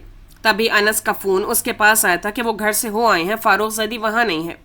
कंपनी जगह भी मालूम किया था, जहाँ से ये इत्तला मिली कि वो हॉस्पिटलाइज्ड है, लेकिन किसी से भी ये मालूम नहीं पड़ सका था कि फारूक ज़ैदी को हॉस्पिटल क्यों मुंतकिल किया गया है। कंपनी का स्टाफ काफ़ी घबराया हुआ था। मुतज़ाद अनस और नौफिल की फोर्स को देखकर मजीद सहम गया था। उनसे मजीद कुछ पूछने का इरादा तर्क करके उन्हें हॉस्पिटल की राह ली थी। साथ ही उसे भी वहीं आने को कह दिया था। जब उसने हॉस्पिटल के अहाते में गाड़ी रोकी तो उससे आगे खड़ी जीप से जाहिद और अनस भी उसी वक्त बाहर निकले। वो साथ ही अंदरूनी हिस्से की जाने बढ़े। रिसेप्शनिस्ट से रूम नंबर पता करके तेजी से उसकी जाने बढ़ रहे थे। जो ही कमरे का दरवाज़ा खोलकर अंदर दाखिल हुए, उसे देखकर वो सब बुरी तरह चौंके थे। वो बेड पर पड़ा था, सर से पैर तक सफ़ेद पट्टियों में जकड़ा हुआ था। चेहरे पर सिर्फ आंखें और होंठ ही नजर आ रहे थे। नाक की हड्डी तक पट्टी में बंधी थी। क्या हुआ है इसे? मेल नर्स उसकी ड्रिप ठीक कर रहा था जब अनस ने इस्तफसार किया। सर कुछ घंटे पहले इन्हें यहाँ ला गया था, एक्सीडेंट केस है, वो पेशेवराना अंदाज में बोला। तो नौफिल ने उसे घूरते हुए उसे गर्दन से पकड़कर दीवार से लगाया। जब से पुलिस ज्वाइन की है तब से हज़ारों ऐसे केसेस देख चुका हूँ। इस केस की हकीकत इसे देख कर ही वाज़ेह हो रही है। मुझे घुमाने की कोशिश मत करो, सीधी तरह बताओ किसने की है इसकी हालत, कौन फेंक कर गया है उसे यहाँ। तेज भरी नज़रों से उसे घूरते हुए वो तेज तेज लहजे में बोल रहा था। पहले मुझे लगा था कि तुम्हें काउंसलिंग की ज़रूरत है, लेकिन अब मुझे लगता था कि तुमसे ज़्यादा इससे असर ज़रूरत है। انس کی بات کو اس نے ہاتھ جلا کر فضا میں اڑایا تھا۔ مجھے تو اس بات پر غصہ آ رہا ہے کہ مجھ سے پہلے کس نے اس پر اپنا اشتعال نکالا ہے، اور اسے اس قابل بھی نہیں چھوڑا کہ مجھے بھی اپنا غصہ اتارنے کا موقع مل جاتا۔ وہ خراب موڈ کے ساتھ کہے جا رہا تھا۔ میں سچ کہہ رہا ہوں، مجھے یہی بتایا گیا تھا، میں کچھ نہیں جانتا۔ اس کی گرفت میں وہ بمشکل بول رہا تھا۔ نوفل نے اسے ایک جھٹکے سے آزاد کیا تھا۔ کنٹرول روم سے CCTV فوٹیج نکلواتا ہوں، پتہ چل جائے گا کون اسے یہاں لے کر آیا تھا۔ فضول کی بات مت کرو، جس نے اسے مارا ہے اور اس کی یہ حالت کر دی ہے، وہ کیوں اس پر ترس کھاتے ہوئے سے یہاں شفٹ کرنے آئے گا؟ سالار نے بیزاری سے کہا۔ سالار؟ اس سے پہلے کہ نوفل جواب میں کوئی بات کہتا، فاروق زیدی کی آواز نے اسے اپنی جانب متوجہ کیا۔ وہ جو سینے پر بازو باندھے اکھڑا ہوا کھڑا تھا، جلدی سے اس کی جانب آیا۔ میری دعا ہے تم ایک بار صحتیاب ہو جاؤ تاکہ میں تمہیں دوبارہ اپنے ہاتھوں سے تمہاری یہ حالت کر دوں، لیکن اس سے پہلے تم مجھے یہ بتاؤ، مجھ سے پہلے کس نے اپنا بدلہ لیا ہے؟ تم نے؟ کس نے تمہاری یہ حالت کی؟ وہ اس پر جھکا تندہی سے پوچھ رہا تھا۔ فاروق زیدی کی آنکھیں نیم وا تھیں اور خشک ہو پھڑپڑا رہے تھے۔ اس کا ذہن بھی کچھ غنودگی میں تھا، لیکن اسے یہ اچھی طرح سے یاد تھا کہ سالار کے سامنے آتے ہی اس نے اس سے معافی ضرور مانگنی ہے۔ صرف یہی بات اس کے ذہن میں تھی۔ عبیر غازی، وہ اس سے معافی مانگنا چاہتا تھا، اسے بتانا چاہتا تھا کہ اس کے بھائی نے کس طرح سے اس سے بدلا لیا ہے، لیکن صرف 2 لفظ کہہ کے ہی وہ رک گیا تھا۔ سالار ایک جھٹکے سے سیدھے ہوتے ہوئے دور ہٹا، بے یقین اور پھٹی پھٹی نظروں سے اسے دیکھے جا رہا تھا۔ نوفل اور انس بھی حیرانگی سے اس کے اڑے حواس دیکھ رہے تھے کہ فاروق زیدی نے ایسے بھی کیا کہہ دیا جو اس کے اعصاب کو جھنجھوڑ گیا تھا۔ عبیر غازی، مجھے معاف کر دو۔ اس دفعہ اس کے الفاظ کچھ واضح تھے، جس سے ان دونوں نے بھی بآسانی سنا تھا۔ مہرمہ بھی یہی کہہ رہی تھی کہ اس نے فارم ہاؤس پر عبیر بھائی کو دیکھا تھا۔ وہ ٹرانس کی کیفیت میں بولتے ہوئے انس کو دیکھ رہا تھا، جو خود حیران اور بھونج کا نظر آ رہا تھا۔ پورے 3 مہینے بعد وہ یہ سن رہا تھا کہ عبیر پاکستان واپس آ چکا ہے۔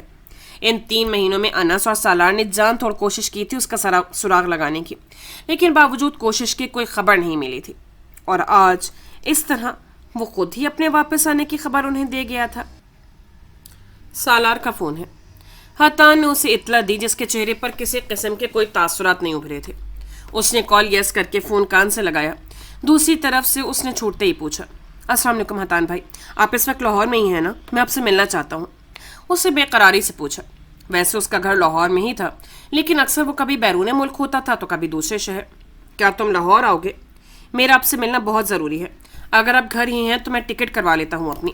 اس کی ضرورت نہیں ہے، ابھی تو میں مانچسٹر میں ہوں، کل واپسی ہوگی میری۔ تم کل رات مجھ سے مل سکتے ہو۔ ایک ہاتھ ٹراؤزر کی جیب میں ڈالے وہ نارمل سے لہجے میں بات کر رہا تھا۔ اسلام آباد میں ہی موجود ہوتے ہوئے کتنی ڈھٹائی سے جھوٹ بول رہا تھا۔ فون بند کر کے وہ دوبارہ ان کی جانب متوجہ ہوا۔ 2 گھنٹے بعد لاہور کی فلائٹ ہے، تم ساتھ چل رہے ہو؟ اس نے عبیر سے پوچھا، لیکن اس کے جواب دینے سے پہلے خود ہی بول پڑا۔ دیکھو غازی، مجھے نہیں معلوم کہ اس وقت تمہارے دماغ میں کیا چل رہا ہے، کیا کچھ تم نے پلان کر کے رکھا ہوا ہے، لیکن ایک بات تم میری سن لو کہ تم میرے ساتھ میرے گھر ہی رہو گے، نہ میں تمہیں یہاں اکیلے رہنا دوں گا اور نہ ہی کہیں اور۔ میری جاب کا مسئلہ ہے، ورنہ میں بھی اپنا بیگ اٹھا کر تمہارے ساتھ ساتھ پورے ملک کی خاک چھانے نکل پڑتا، لیکن اس سے بات ادھوری چھوڑ کر شاہ نے اچکائے۔ مجبوری ہے۔ پھر 2 لفظ ادا کر کے بات مکمل کی۔ میں تمہارے ساتھ نہیں رہوں گا، میرے لیے کوئی اور جگہ ارینج کر دو۔ وہ کچھ تھکان زدہ سے انداز میں پیچھے کو سر ٹکائے، دونوں ہاتھ باہم ملائے، سینے پر رکھے ریلیکس ہو کر بیٹھا تھا۔ All right. حتان نے سر ہلاتے ہوئے فون دوبارہ سامنے کیا اور ایک نمبر ملا کر کان سے لگایا۔ ہاں عبدل، حتان بات کر رہا ہوں۔ میرے برابر روم صاف صفائی کروا کر ریڈی کر دو۔ عبیر صاحب داؤد مینشن میں ہی رکیں گے۔ وہ اپنے ملازمین کے انچارج سے بات کر رہا تھا۔ جہاں عبیر نے پٹ سے آنکھیں کھول کر اسے دیکھا، وہیں سرمد بے اختیار ہنس پڑا تھا۔ آپ نے کیسے سوچ لیا کہ یہ آپ کی بات سنیں گے؟ انہیں جو بھی کہا جائے اس کے الٹ ہی کرتے ہیں۔ سرمد اب بھی ہنس رہا تھا۔ اب ہمیں ایک ہی جگہ جانا ہے تو ساتھ ہی چلتے ہیں، پھر تمہاری ٹکٹ بھی کروا رہا ہوں۔ وہ آن لائن ٹکٹ بک کرواتے ہوئے اسے آگاہ کر رہا تھا۔ عبیر نے اس دفعہ کچھ نہ کہنا ہی بہتر سمجھا۔ داؤد مینشن کی عالی شان سی عمارت فخر سے سر تانے کھڑی تھی۔ پوش علاقے میں واقع ہونے کی وجہ سے آس پاس کے بنگلو بھی کافی خوبصورت اور جدید طرز کے بنے ہوئے تھے، لیکن اس مینشن کی بات ہی الگ تھی۔ گرے اور وائٹ کمبینیشن میں رنگی یہ عمارت ماہر آرکیٹیکچر کی مہارت کا ثبوت تھی۔ اوپری منزل کی وسیع بالکنی میں دونوں ہاتھ کو گرل پر پھیلائے وہ آگے کی جانب جھکا کھڑا سامنے کی جانب نظریں مبذول کیے ہوئے تھا۔ اس عمارت کے سامنے کوئی اور بنگلو نہیں بنا تھا، اس لیے چوڑی سی سڑک کے بعد دور تک صرف سبزہ ہی نظر آتا تھا۔ आसमान की स्याही को बादलों ने अपने रंग से ढक रखा था। दूसरी तारीख का बारीक सा चांद भी उदास उदास सब बादलों के पीछे छुपने की कोशिश कर रहा था। उंगलियों में दबी सिगरेट की राख को हल्का सा झाड़ कर उसने लबों में दबाया, फिर एक गहरा कश लेकर धुआं फिजा के सपोर्ट किया। उसकी सर से निगाहें सपाट थीं, चेहरे पर किसी किस्म का कोई तासुर नहीं था। दफतन अपने पीछे नाजुक सी हील्स की टकटक सुनाई दी तो उसने बेसख्त नजर चौड़ी कलाई पर बंधी घड़ी पर डाली। रात के 2:30 बज रहे थे। फौरन ही शफाफ पेशानी पर चंद बल नुमाया हुए। रुख पलटते हुए उसने पोस्ट रेलिंग से टिकाकर उसे देखा। ग्रे कलर की टखनों तक आती सादी सी शैफून की मैक्सी के साथ उसने सिल्वर ऊंची हील्स पहन रखी थी। लंबे स्ट्रेट बाल पोस्ट पर बिखरे थे। मैक्सी की मैचिंग का एक हेयर बैंड भी उसके सर पर बंधा था। हाथ में मोतियों वाला क्लच पकड़े, सीने पर बाजू लपेटे, वो तेज नजरों से उसे देख रही थी। उसकी नाराज सी आंखों का रंग बिल्कुल हतान की आंखों के जैसा था। तुमने कहा था कि तुम मेरी बर्थडे पार्टी में नहीं आ सकते क्योंकि तुम मसरूफ हो। यह है तुम्हारी मसरूफियत। खूबसूरत सी आवाज में इस वक्त खफगी डूबी थी। तंजिया लहजे में उसकी सिगरेट को देकर गोया हुई। तुम्हें मुझसे तमीज़ के दायरे में रहकर बात करनी चाहिए क्योंकि 2 मिनट बड़ा हूं तुमसे। फिर से एक कश लेते हुए उसने डपटते हुए कहा, और तुम्हें मुझसे प्यार से बात करनी चाहिए क्योंकि 2 मिनट छोटी हूं तुमसे। उससे भी नखुवत से कहा, तुम्हारे कानून शहादत में ऐसा कोई आर्टिकल नहीं है जो मुझे तमीज़ से बात न करने पर सज़ा का मौजब ठहराए। प्रोसिक्यूटर सुम्बुल दाऊद। अब्रू को खफी से जुम्बिश देकर उसने मुस्कुराती निगाहों से जता कर कहा, बेशक ऐसा कोई आर्टिकल नहीं है, लेकिन इखलाकियात की भी तो कोई चीज़ होती है ना हत्तान दाऊद। वो नाराज़गी से बोली, सबसे पहले मैंने ही विश किया था तुम्हें। उसने याद दिलाना चाहा, लेकिन तुम पार्टी में नहीं आए। एक तो खालिस जनाना पार्टी में तुमने मेहमान खुसूसी के तौर पर इनवाइट करके मुझे शर्मिंदा कर दिया। ऊपर से तुम मुझसे ना आने की वजह दरियाफ्त करने आई हो। खालिस जनाना पार्टी इसीलिए इनवाइट किया था कि तुम्हारी भी तो बर्थडे थी। तुम जानती हो मुझे इन बर्थडेज वगैरह का कोई शौक़ नहीं है, और मुझे तुम्हारा ये शौक़ बहुत पसंद है क्योंकि तुम्हें कोई गिफ्ट नहीं देना पड़ता, मेरे पैसे बच जाते हैं। वो कुछ खुशगवारी से बोली तो वो मुस्कुरा दिया। Once again happy birthday. तुम्हारा गिफ्ट कल तक मिल जाएगा तुम्हें। हतान ने नरमी से उसे हिसार में लेते हुए उसके बालों पर रब्त रखते हुए उसे विश किया तो आपके सुंबल की पेशानी के बल भी गायब हुए थे। अगर गिफ्ट में एलवी का बैग नहीं है तो उसे फिर अपने पास ही रखना, मुझे देने की कतई कोई ज़रूरत नहीं। मुस्कुराते लबों से उसने याद दहानी करना ज़रूरी समझा। वो पल के मीच कर रह गया था। प्रोसिक्यूटर सुंबल दाऊद और ब्रांडेड चीज़ों के लिए उसकी दीवानगी को पूरी दुनिया जानती थी। वैसे पोर्च में रेड सिविक खड़ी है, कौन आया है? उस वक्त कारपोर्च और बैलूनी हिस्से की गैर ज़रूरी लाइट्स ऑफ थीं, लेकिन फिर भी वहाँ से गुजरते हुए उसकी उकाबी निगाहों से वो चमकती कार छुपी नहीं रह सकी थी। मेरी है, 2 साल से मेरे पास है। मालूम है मुझे तुम्हारे पास भी सेम यही गाड़ी है, लेकिन जो नीचे खड़ी है वो तुम्हारी नहीं है क्योंकि नंबर प्लेट चेंज है। अब सच बताओ, किस महान हस्ती की आमद हुई है दाऊद मैंशन में? उंगली पर बालों की लट लपेटे हुए दूसरा हाथ बाजू पर बांधे वो अबरूज काकर बोली। हतान ने बस एक नज़र अपनी चालाक बहन पर डाली थी। एयरपोर्ट से ही हतान मेंशन आ गया था। वहीं उबैर और सरमत कहीं और गए थे। उबैर को कोई काम था, लेकिन उसने हतान को उस काम की नौयत के बारे में आगाह नहीं किया था। फिर वापसी पर वो जिस गाड़ी में आया था वो सरमत की गाड़ी थी, अल्फा। उसके लबों से अदा हुआ वो एक लफ्ज़ सुंबुल की मुस्कुराहट समेट गया था। आंखें फैलाकर उसके चेहरे को जांचा, जहां मजाक की कोई रमक नहीं थी। उसे तंग मत करना सुंबुल, बहुत मुश्किल से उसे स्लीपिंग पिल देकर सोने पर मजबूर किया है। उसके फौरन से पलटने पर हरतान ने फौरन से उसे टोका। तुमने मुझे बताना भी जरूरी नहीं समझा कि वो पाकिस्तान आ चुका है, और मुतजात ये कि वो तुम्हारे घर में मौजूद है। You know what? गलत तर्क करते वो सांस लेने को रुकी। सब ठीक ही कहते हैं, तुम दोनों एक जैसे हो, बेवफा। दबा दबा सा गुस्सा उसके चेहरे पर छलक रहा था। हेयर बैंड की कैद से निकलती लटें उसके गालों पर झूल रही थी। उजली रंगत तमतमा रही थी। मैं कह रहा हूं ना, सुबह उससे मिल लेना, अभी नींद मत खराब करो उसकी। सुंबुल को मजीद 2 कदम चल कर ही उसकी आवाज़ पर रुकना पड़ा था। अभी मिलने दोगे तो बख्श दूंगी उसे, वरना सुबह अपने तरीके से मिलूंगी तो बीच में मत आना। दहकती आंखों के साथ उसे वार्न किया तो उसे फौरन इस बात में सर हिलाया, जैसे इजाज़त दे रहा हो कि बेशक उसके बेदार होने के बाद जो चाहे सलूक करे उसके साथ, लेकिन फिलहाल उसे नींद पूरी करने दे। साथ ही फ़ोन गुनगुनाया तो उसने जेब से फ़ोन निकालकर स्क्रीन पर चलते नंबर को देखा, फिर अंगूठे से स्लाइड करके कान से लगाया। लोकेशन पर पहुंच गए हो? आपकी हिदायत के ऐन मुताबिक कर्नल साहब को आपके वुल्फ क्लब में मुंतकिल कर दिया है। आप इजाज़त दें तो मैं उनसे हिसाब किताब कर लूँ। हाथ भी मत लगाना उसे, उसका कत्ल सिर्फ मुझ पर वाजिब है। जले हुए सिगरेट को नीचे फेंक कर उसने जूतों तले मसला, फिर उसकी तरफ मुतवज्जे हुआ। चलो तुम्हें घर छोड़ दूं, आइजल अकेली होगी। उजरत में उसे कहते हुए वो बालकनी से निकलकर रूम में आते हुए वार्डरोब के पास आया। अंदर से ब्लैक कलर की जैकेट निकालकर पहनते हुए कदावर आईने के सामने रुके बालों में ब्रश करने लगा। तुम किसी का कत्ल करने जा रहे हो? देखो, मैं पहले ही बता रही हूँ, मैं किसी मुजरिम का केस नहीं लड़ती हूँ, इसलिए पहले ही अपना इंतजाम करके जाओ। आज से पहले मैंने कत्ल कितने किए हैं, या फिर कभी किसी मामले में तुम्हारी मदद मांगी है तो तुम ये समझ रही हो कि खुद को मुश्किल से निकालने के लिए मैं तुम्हारी तरफ देखूंगा? साइड टेबल से गाड़ी की चाबी उठाने के बाद सुलगते लहजे में बोलता हुआ वो स्लाइडिंग डोर ढकेलता उस शानदार से कमरे के उस हिस्से में आया था जहाँ कीमती असलहे की एक वसी रेंज दीवार गिर रैक्स पर सजी हुई थी। उसने एक पिस्टल का इंतखाब किया था। गाड़ियों और असलहे का उसे जुनून की हद तक शौक था। पहले मेरी बात का जवाब दो, क्या सच में कत्ल करने जा रहे हो? उसके पूछने पर वो बोलता हुआ बाहर निकला। हाँ, जा रहा हूँ, और मकतूल की लाश तुम्हारे घर में फेंक दूंगा, फिर पुलिस को सफाइयाँ देती फिरना। तुम कितने बदतमीज हो, अपनी ही बहन के साथ ऐसा करोगे, उसे जेल भेजोगे। फिक्र क्यों करती हो प्यारी बहना, तुम्हारे जितना बदतमीज नहीं हूँ। मैं आऊँगा ना तुम्हारा केस लड़ने। नरमी से कहते हुए मजबूत बाजू उसकी गर्दन में हाइल करके उसे साथ लिए रूम से बाहर निकल आया।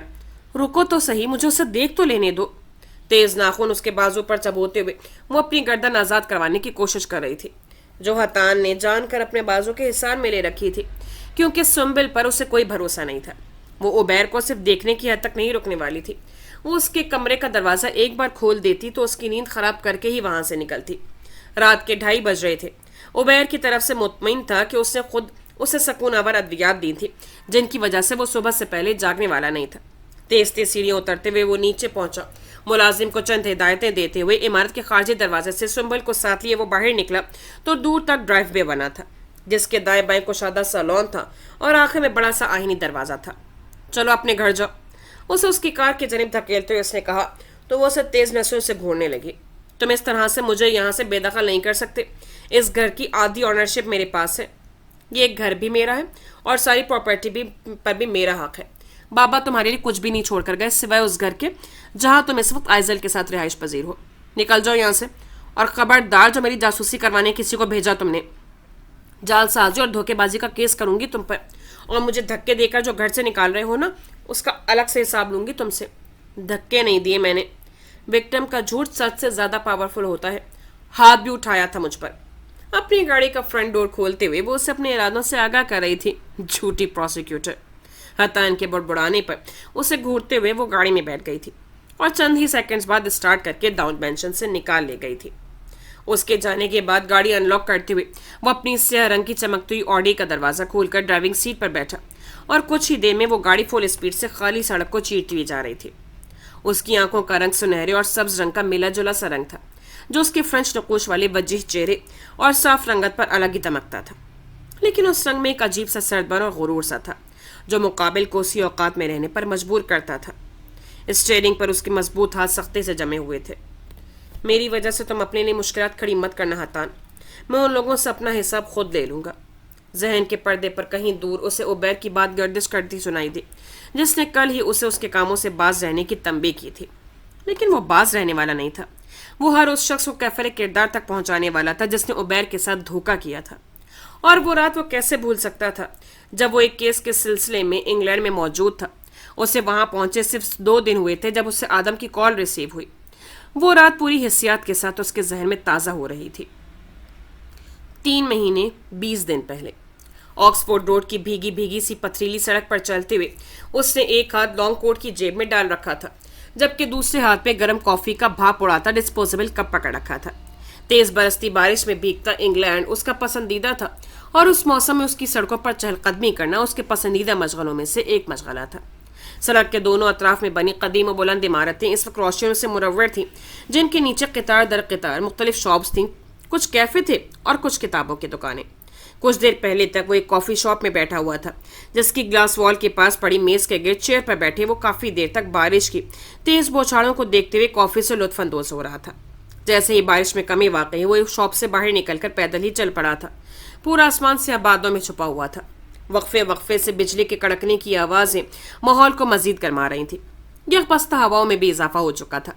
दफातन उसके कदम एक छोटी सी बुक शॉप के पास रुके। शीशे का दरवाजा धकेल कर वो अंदर दाखिल हुआ। इंग्लैंड से वापसी पर वो अपने साथ कुछ लेकर जाता या नहीं, लेकिन उसके हमरा चंद किताबें जरूर होती थीं जो वो उबैर के लिए खरीदा करता था। खुद उसे कुतुब बीनी का इतना शौक नहीं था।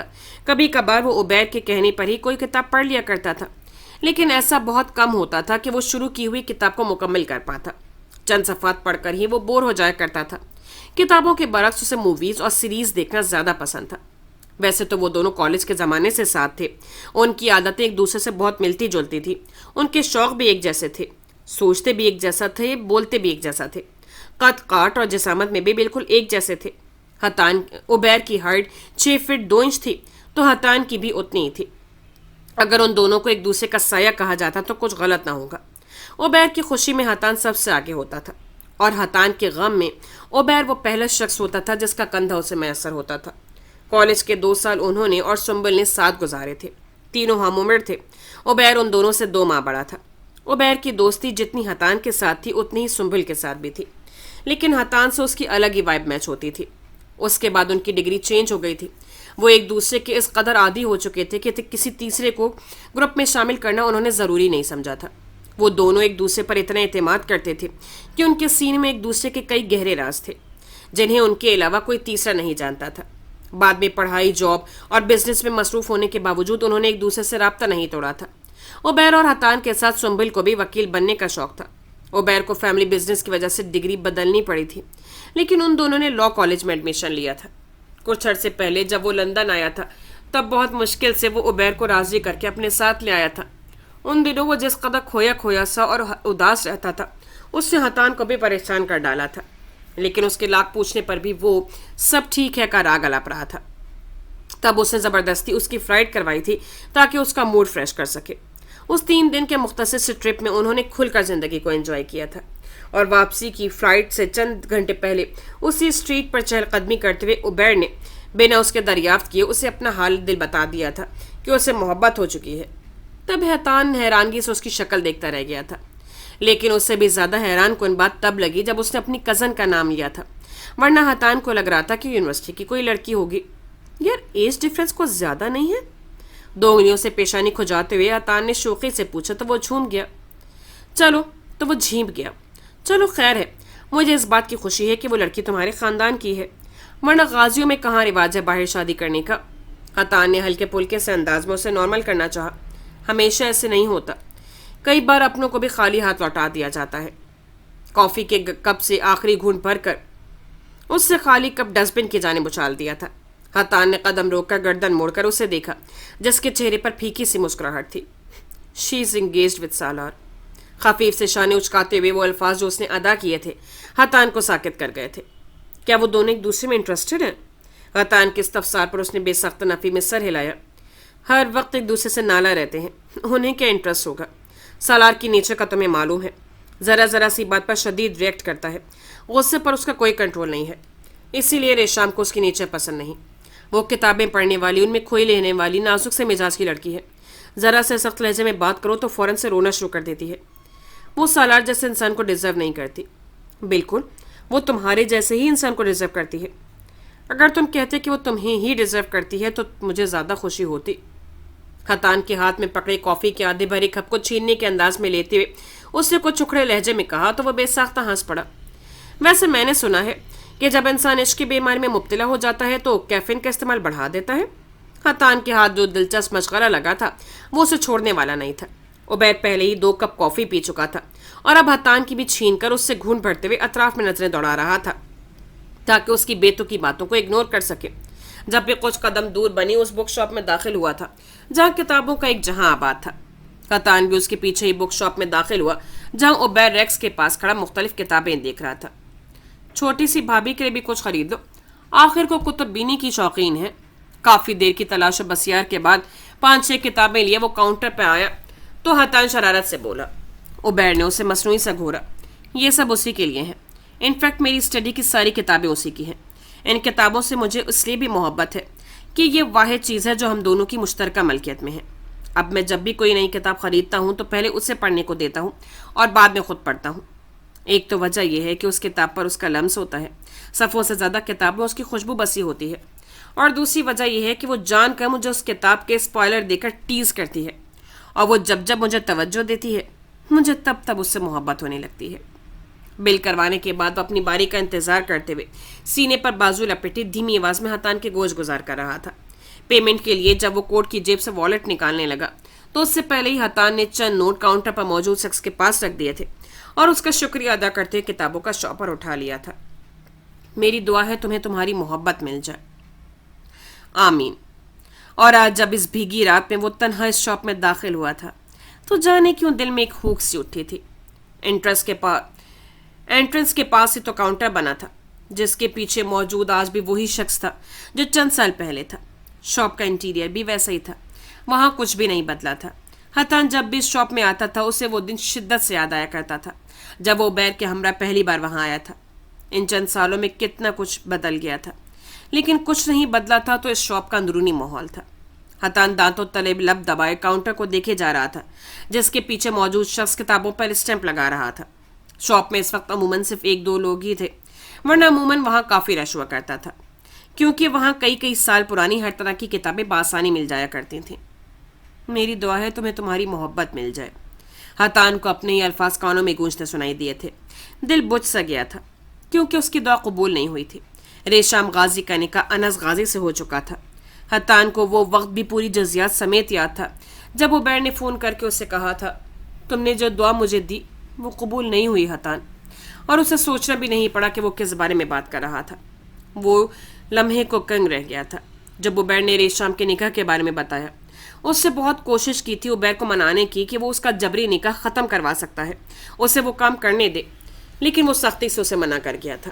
عبیر جان گیا تھا کہ اس نکاح میں ریشام کی خوشی ہے، وہ اس سے وہ خوشی نہیں چھیننا چاہتا تھا، لیکن اس نے حتان کو اصل وجہ سے لا علم ہی رکھا تھا، جو کافی دنوں تک اس کا سر کھاتا رہا تھا کہ اسے ایک بار اجازت دے دے تو وہ انس غازی پر کئی طرح کے کیسز بنا کر اسے لمبے عرصے کے لیے جیل میں ڈالے رکھے گا۔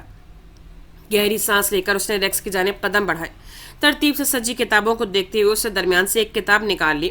جب بھی اس کا فون تھر تھر آیا، بولو آدم۔ فون کو کان اور کندھے کے بیچ دبائے وہ کتاب کے صفحات پلٹ رہا تھا جب اس کی پریشان کن آواز پر بے ساختہ کتاب اس کے ہاتھ سے چھوٹ کر نیچے جا گری تھی۔ آپ پاکستان کب تک آئیں گے؟ یہاں سچویشن کنٹرول سے باہر ہو رہی ہے، عبیر سر کے اریسٹ وارنٹ نکل چکے ہیں، وہ میری کوئی بات نہیں سن رہے، مجھے کچھ سمجھ نہیں آ رہا میں کیا کروں۔ صرف 2 دن ہوئے تھے اسے یو کے آئے، اور ان 2 دنوں میں اس کے پیچھے کتنا کچھ ہو چکا تھا۔ میں بات کرتا ہوں اس سے، ان کا فون بند ہے، اب اس سے رابطہ نہیں کر سکیں گے۔ تم کچھ بھی کر کے اسے پاکستان سے باہر جانے سے روکو آدم، اس سے کہو گرفتاری دے دے، میں بچا لوں گا اسے۔ وہ بھاگتا ہوا بک اسٹور سے نکلا تھا۔ بارش میں تیزی آ چکی تھی، بنا چھتری کے وہ برستی بارش میں سڑک پر دوڑتا جا رہا تھا۔ خراب موسم کی وجہ سے ساری فلائٹس کینسل ہو چکی ہیں، اگلے 2 دن تک میں پاکستان نہیں آ سکتا۔ میں کچھ لوگوں کے نمبر تمہیں سینڈ کر رہا ہوں، وہ تمہاری ہر طرح کی مدد کرنے کو پہنچ جائیں گے۔ میرے آنے تک وہ عبیر کے سائے کی طرح اس کے ساتھ رہیں گے۔ حتان سر، آدم کی زخمی سی آواز پر اس کے قدم بے ساختہ تھمے تھے۔ بارش تر تر اس پر برس رہی تھی۔ وہ نہیں رکیں گے اور میں انہیں ارسٹ نہیں ہونے دوں گا۔ اس کا لہجہ بھی زخم تھا۔ بہتر ہے آپ انہیں تائیوان جانے دیں۔ حتان نے بے ساختہ فون کان سے ہٹا کر اسکرین کو دیکھا جہاں ایک اور نمبر سے کال آ رہی تھی۔ برستی بوندیں اسکرین کو دھندلا رہی تھیں۔ اس سے غیر ارادی طور پر اس کال کو یس کر کے کان سے لگایا۔ تم سے صرف ایک فیور چاہیے، کسی بھی مسئلے میں پھنسے بغیر مجھے یہاں سے نکلنا ہے۔ عبیر کی آواز پر اس کا دل رکا تھا۔ مت جاؤ عبیر، میں انتظار کرو میرا، میں بچا لوں گا تمہیں۔ حتان کو اپنا لہجہ پیکا سا محسوس ہوا۔ کیا تم میری مدد کرو گے؟ اس کی بات کو نظر انداز کر کے اس نے دوبارہ استفسار کیا تو حتان نے پلکوں کو میچ کر کھولا، پھر کوٹ کے کف سے بھیگے چہرے کو صاف کیا۔ اگر وہ مزید اصرار کرتا تو اس سے کوئی بعید نہیں تھی کہ وہ کال کاٹ کر اس کا نمبر بھی بلاک کر دیتا۔ ٹھیک ہے، تم پہنچو ایئرپورٹ، میں دیکھتا ہوں کون تمہارے پیچھے آتا ہے۔ دوسری طرف سے رابطہ منقطع ہوا تو اس سے سنبل کا نمبر ڈائل کر کے کان سے لگایا۔ اتنی رات کو فون کر کے کسی کی نیند خراب کرنا اخلاقیات کے خلاف ہے 2 منٹ بڑے بھائی۔ ویک اپ سنبل، کچھ دیر میں میرے فون کی بیٹری ڈیڈ ہونے والی ہے، اس لیے دھیان سے میری بات سنو۔ حتان کی سنجیدہ اور اجرت بھری آواز پر اس کی نیند بھگ سے اڑی تھی۔ بلینکٹ ہٹا کر وہ بے ساختہ اٹھ بیٹھی۔ خیریت تو ہے؟ پولیس نے اریسٹ تو نہیں کر لیا تمہیں یو کے میں؟ شٹ اپ سنبل، توجہ سے میری بات سنو۔ اسے ڈپٹتے ہوئے تفصیل سے اسے لائے عمل بتانے لگا۔ غازی ابھی اور اسی وقت تائیوان جا رہا ہے، اسلام آباد سے پہلے وہ لاہور ایئرپورٹ آئے گا. اس کے پیچھے کافی فورس اس کے تعاقب میں ہے. تم جانتی ہو تمہیں کیا کرنا ہے. اس کی نیند بھگ سے اڑی تھی. میں پہنچ کر تمہیں کال کرتی ہوں. جب تک کسی طرح اپنا فون چارج کرو. کچھ ہی دیر میں کپڑے چینج کر کے وہ روم سے نکلی اور بائیں ہاتھ بنے کمرے کا دروازہ نوک کر کے بورڈ گھما کر کھولا. جاگ رہی ہو آئزل؟ کل ایز اے سرجن میری پہلی سرجری ہے تو بس اسی وجہ سے تھوڑی انزائٹی ہو رہی ہے. آپ کہیں جا رہی ہیں؟ ساتھ ہی اس کی تیاری دیکھتے اس نے حیرانگی سے پوچھا. جو بلیک پینٹ پر بلیک ہی سویٹ شرٹ پہنے لانگ کوٹ بازو پر ڈالے کھڑی تھی. لمبے بال میسی جوڑے میں بندھے تھے. ہاں ایک ایمرجنسی ہو گئی ہے, وقت لگ جائے گا مجھے واپس آنے میں. دروازہ لاک کر کے سونا. باہر گارڈز موجود ہیں. پھر بھی کچھ ایمرجنسی ہو جائے تو فوراً مجھے کال کرنا, اور اگر میرا نمبر نہ لگے تو حتان کے گھر کال کرنا. فون کی ٹچ اسکرین پر اس کا انگوٹھا تیزی سے چلتا کسی کو پیغام بھیج رہا تھا. فون کی روشنی اس کے چہرے کو چمکا رہی تھی. وہ ہمیشہ کی طرح گھر سے نکلتے وقت اسے معمول کی یقین دہانی اور تاکید کر رہی تھی. ٹھیک ہے, میں خیال رکھوں گی, آئزل نے مسکرا کر کہا تو وہ بھی فون آف کرتی, اسے جلد سونے کی تاکید کرتی وہاں سے نکل کر نیچے کار پورچ میں پہنچی. اگلے کئی منٹوں میں اس کی مرسیڈیز ہواؤں سے باتیں کرتی سڑکوں پر دوڑ رہی تھی. فراز چیمہ کی ایجنسی کی پارکنگ میں گاڑی لا کر روکی تو وہاں پہلے سے افراتفری مچی ہوئی تھی. کافی ساری سیکیورٹی گارڈز کی گاڑیاں وہاں سے ایک کے بعد ایک کھلے دروازے سے نکلتی جا رہی تھیں, جن کا رخ لاہور ایئرپورٹ کی جانب تھا. سومبر نے تشکر کا سانس لیا تھا کہ وہاں پہنچنے سے پہلے ہی وہ فون کر کے ساری ہدایت دے چکی تھی, جس کی وجہ سے زیادہ وقت ضائع نہیں ہوا تھا. جاگرز میں مقید پیر تیزی سے ایجنسی کی اندرونی عمارت میں داخل ہوئے. وہ ساتھ ہی بار بار عبیر کا نمبر ڈائل کرتی جا رہی تھی جو مستقل بن جا رہا تھا. مجال ہے یہ بندہ کبھی میرا فون اٹھا لے. تیش میں بڑبڑاتے ہوئے دوسری منزل پر موجود بھاری دروازہ دھکیل کر اندر داخل ہوئی, جہاں جا بجا بڑی بڑی اسکرینیں نصب تھیں, جن کے سامنے بیٹھے ماہر سافٹ ویئر انجینئرز کھٹا کھٹ کی بورڈ پر انگلیاں چلا رہے تھے. اس وقت کہاں ہیں وہ؟ اس نے چھوٹتے ہی فراز چیمہ سے دریافت کیا, جو خود بھی کچھ مختلف سا لگ رہا تھا. انتہائی شارٹ نوٹس پہ جو مشن اسے سونپا گیا تھا اس نے اسے حواس باختہ کر دیا تھا. ایسا نہیں تھا کہ اس کی ایجنسی کو ایسی سچویشن پہلی دفعہ فیس کرنی پڑی تھی. اسے خوف تھا تو بس ان دونوں بہن بھائی کا. عبیر غازی کو صحیح سلامت پاکستان سے نکالنا اس کی زندگی اور موت کا معاملہ بن چکا تھا. ایئرپورٹ سے 20 منٹ کی دوری پر اس کی گاڑی موجود ہے, اور اس سے 18 میٹر کے فاصلے پر پولیس اور خفیہ ایجنسی کی کئی گاڑیاں اس کے تعاقب میں ہیں. اسلام آباد میں بھی اس کی ایجنسی کی برانچ تھی, جس کے مینیجر سے بر وقت رابطہ کر کے وہاں کی ساری سچویشن پر بھی نظر رکھی گئی تھی. وہ ساری صورتحال سے اسے آگاہ کر رہا تھا, جس کے گلابی لب بھیج چکے تھے. دیوار سے ٹیک لگائے سینے پر بازو لپیٹے وہ ببل چباتے ہوئے اسکرینز کو دیکھے جا رہی تھی. کتنی گاڑیاں بھیجی ہیں؟ سنبل کی سرد و سپاٹ سی آواز کمرے میں گونجی. 12 گاڑیاں اور 25 گارڈز ہیں. ڈونٹ وری سنبل, وہ سب 15 گاڑیاں اور بھیجو. اگر غازی کو ایک کھروچ بھی پہنچی تو میں قسم کھا رہی ہوں اسی ایجنسی میں تمہاری قبر بنا دوں گی. غیر آلود نگاہوں سے اسے گھورتے ہوئے وہ غراتے ہوئے بولی تو چیمہ نے بے ساختہ اس بات میں سر ہلا کر انٹرکام کی جانب ہاتھ بڑھایا. اس کا تنفس تیز ہو رہا تھا, دل بے تحاشا دھڑک رہا تھا. حد سے زیادہ غصہ عبیر پر آ رہا تھا, جس نے ایک دفعہ کال کرنا بھی گوارا نہ کیا تھا. 4 انگلیوں سے پیشانی مسلتے ہوئے وہ یہاں سے وہاں چکر کاٹ رہی تھی. حتان کی کال بھی دوبارہ سے نہیں آئی تھی. وہ بھی دیار غیب میں بیٹھا سب پریشان تھا. دوسری جانب وہ کار کی پچھلی سیٹ پر سر پیچھے کو گرائے آنکھیں موندے بیٹھا تھا. ماہر ڈرائیور مہارت سے اس کی گاڑی کو ٹریفک کی بیچ سے نکال کر فل اسپیڈ میں چلا رہا تھا. بار بار قریب اور دور ہوتی پولیس کی گاڑی کے سائرن کی آوازوں سے اپنے کانوں میں سنائی دے رہی تھی, لیکن اس کا چہرہ ہر طرح کے احساس سے آری تھا. شارک کے دائیں بائیں سے آنے جانے والی گاڑیاں ریڈ سگنل کے باعث رکی ہوئی تھیں.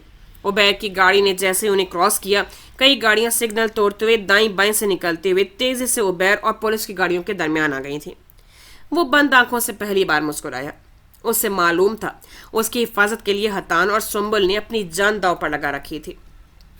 غازی کی گاڑی اسلام آباد ایئرپورٹ کی حدود میں داخل ہو چکی ہے.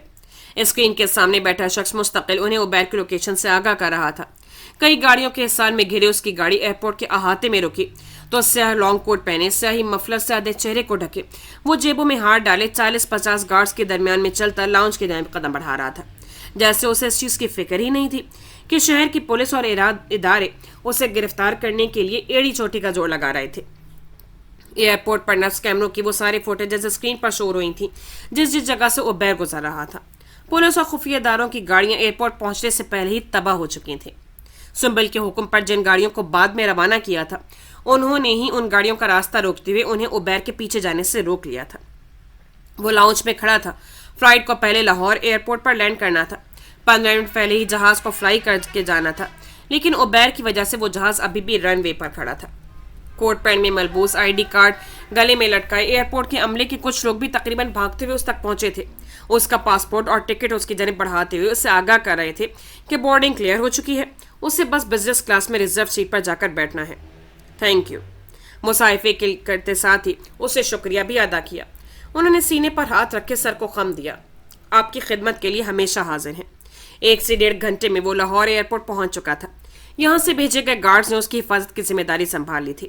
ایئرپورٹ پر ہائی سیکیورٹی الرٹ تھی۔ وہ لاہور میں تھا، سنبل کے شہر میں کھڑا تھا، اس کی فضاؤں میں سانس لے رہا تھا اور سنبل کی سانسیں مدھم پڑ رہی تھیں۔ دل اسے دیکھنے کے لیے بے قرار ہو رہا تھا۔ اسکرینز پر نظر آتے اس کے وجود کو دیکھتے ہوئے اسے نامحسوس سے انداز سے ہاتھ کی تیسری انگلی سے بائیں آنکھ کے کنارے پر ٹکے آنسو کو رگڑا تھا۔ تقریباً 1 گھنٹے بعد وہ تائپے شہر کے لیے پرواز کر گیا تھا۔ جیسے ہی جہاز نے ٹیک آف کیا، سنبل سمیت سب کی اٹکی ہوئی سانس جیسے بحال ہوئی تھی۔ اس ایک شخص کی وجہ سے کتنے ہی لوگوں کی جان سولی پر اٹکی ہوئی تھی۔ نہ جانے کب واپس آنا تھا اس نے۔ سنبل کو اپنا دل خالی خالی سا محسوس ہو رہا تھا۔ وہ چلا گیا تو ہر چیز سے اس کا دل اچاٹ ہونے لگا تھا۔ حتان کا نمبر ڈائل کیا تو وہ ابھی تک سوئچ آف آ رہا تھا۔ اسے وائس نوٹ سینڈ کر کے وہ ایجنسی کی عمارت سے باہر نکل آئی۔ رات کی سیاہی آہستہ آہستہ مدھم پڑتی جا رہی تھی۔ صبح کا پرنور اجالا پھیلنے لگا تھا۔ اس انسان کو آپ کی امان میں دے رہی ہوں اللہ، اسے صحیح سلامت اور بہت جلد میرے پاس واپس لے آئیے گا۔ صاف و شفاف آسمان کو سر اٹھائے دیکھتی وہ خاموش لبوں سے دل ہی دل میں اللہ سے مخاطب تھی۔ سنہری سی آنکھوں کی چمک باندھ پڑی ہوئی تھی۔ کناروں سے ٹپکتے کچھ آنسوؤں کو اس نے فوراً ہی رگڑ ڈالا تھا۔ اس نے خود سے عہد کر رکھا تھا کہ وہ عبیر کی وجہ سے اپنی آنکھوں میں آنسو نہیں آنے دے گی، اور یہ وہ واحد عہد تھا جس پر وہ کبھی قائم نہیں رہ پائی تھی۔ ایک تھکا دینے والی اعصاب شکن رات کی صبح نمودار ہو چکی تھی۔ ٹھنڈی ہوائیں اس کے چہرے سے ٹکراتی اسے دلاسا دینے کی کوشش کر رہی تھیں۔ چڑیوں کی چہچہاہٹ بھی اس کی افسردگی کو کم کرنے میں سرگرداں تھی۔ اس کے لبوں پر پھیکی سی مسکراہٹ در آئی تھی۔ کوئی بات نہیں سنبل، آنا اس سے تمہارے پاس ہی ہے۔ اس نے گہری سانس بھر کے خود کو دلاسا دیا، پھر اپنی گاڑی کی سمت بڑھ گئی۔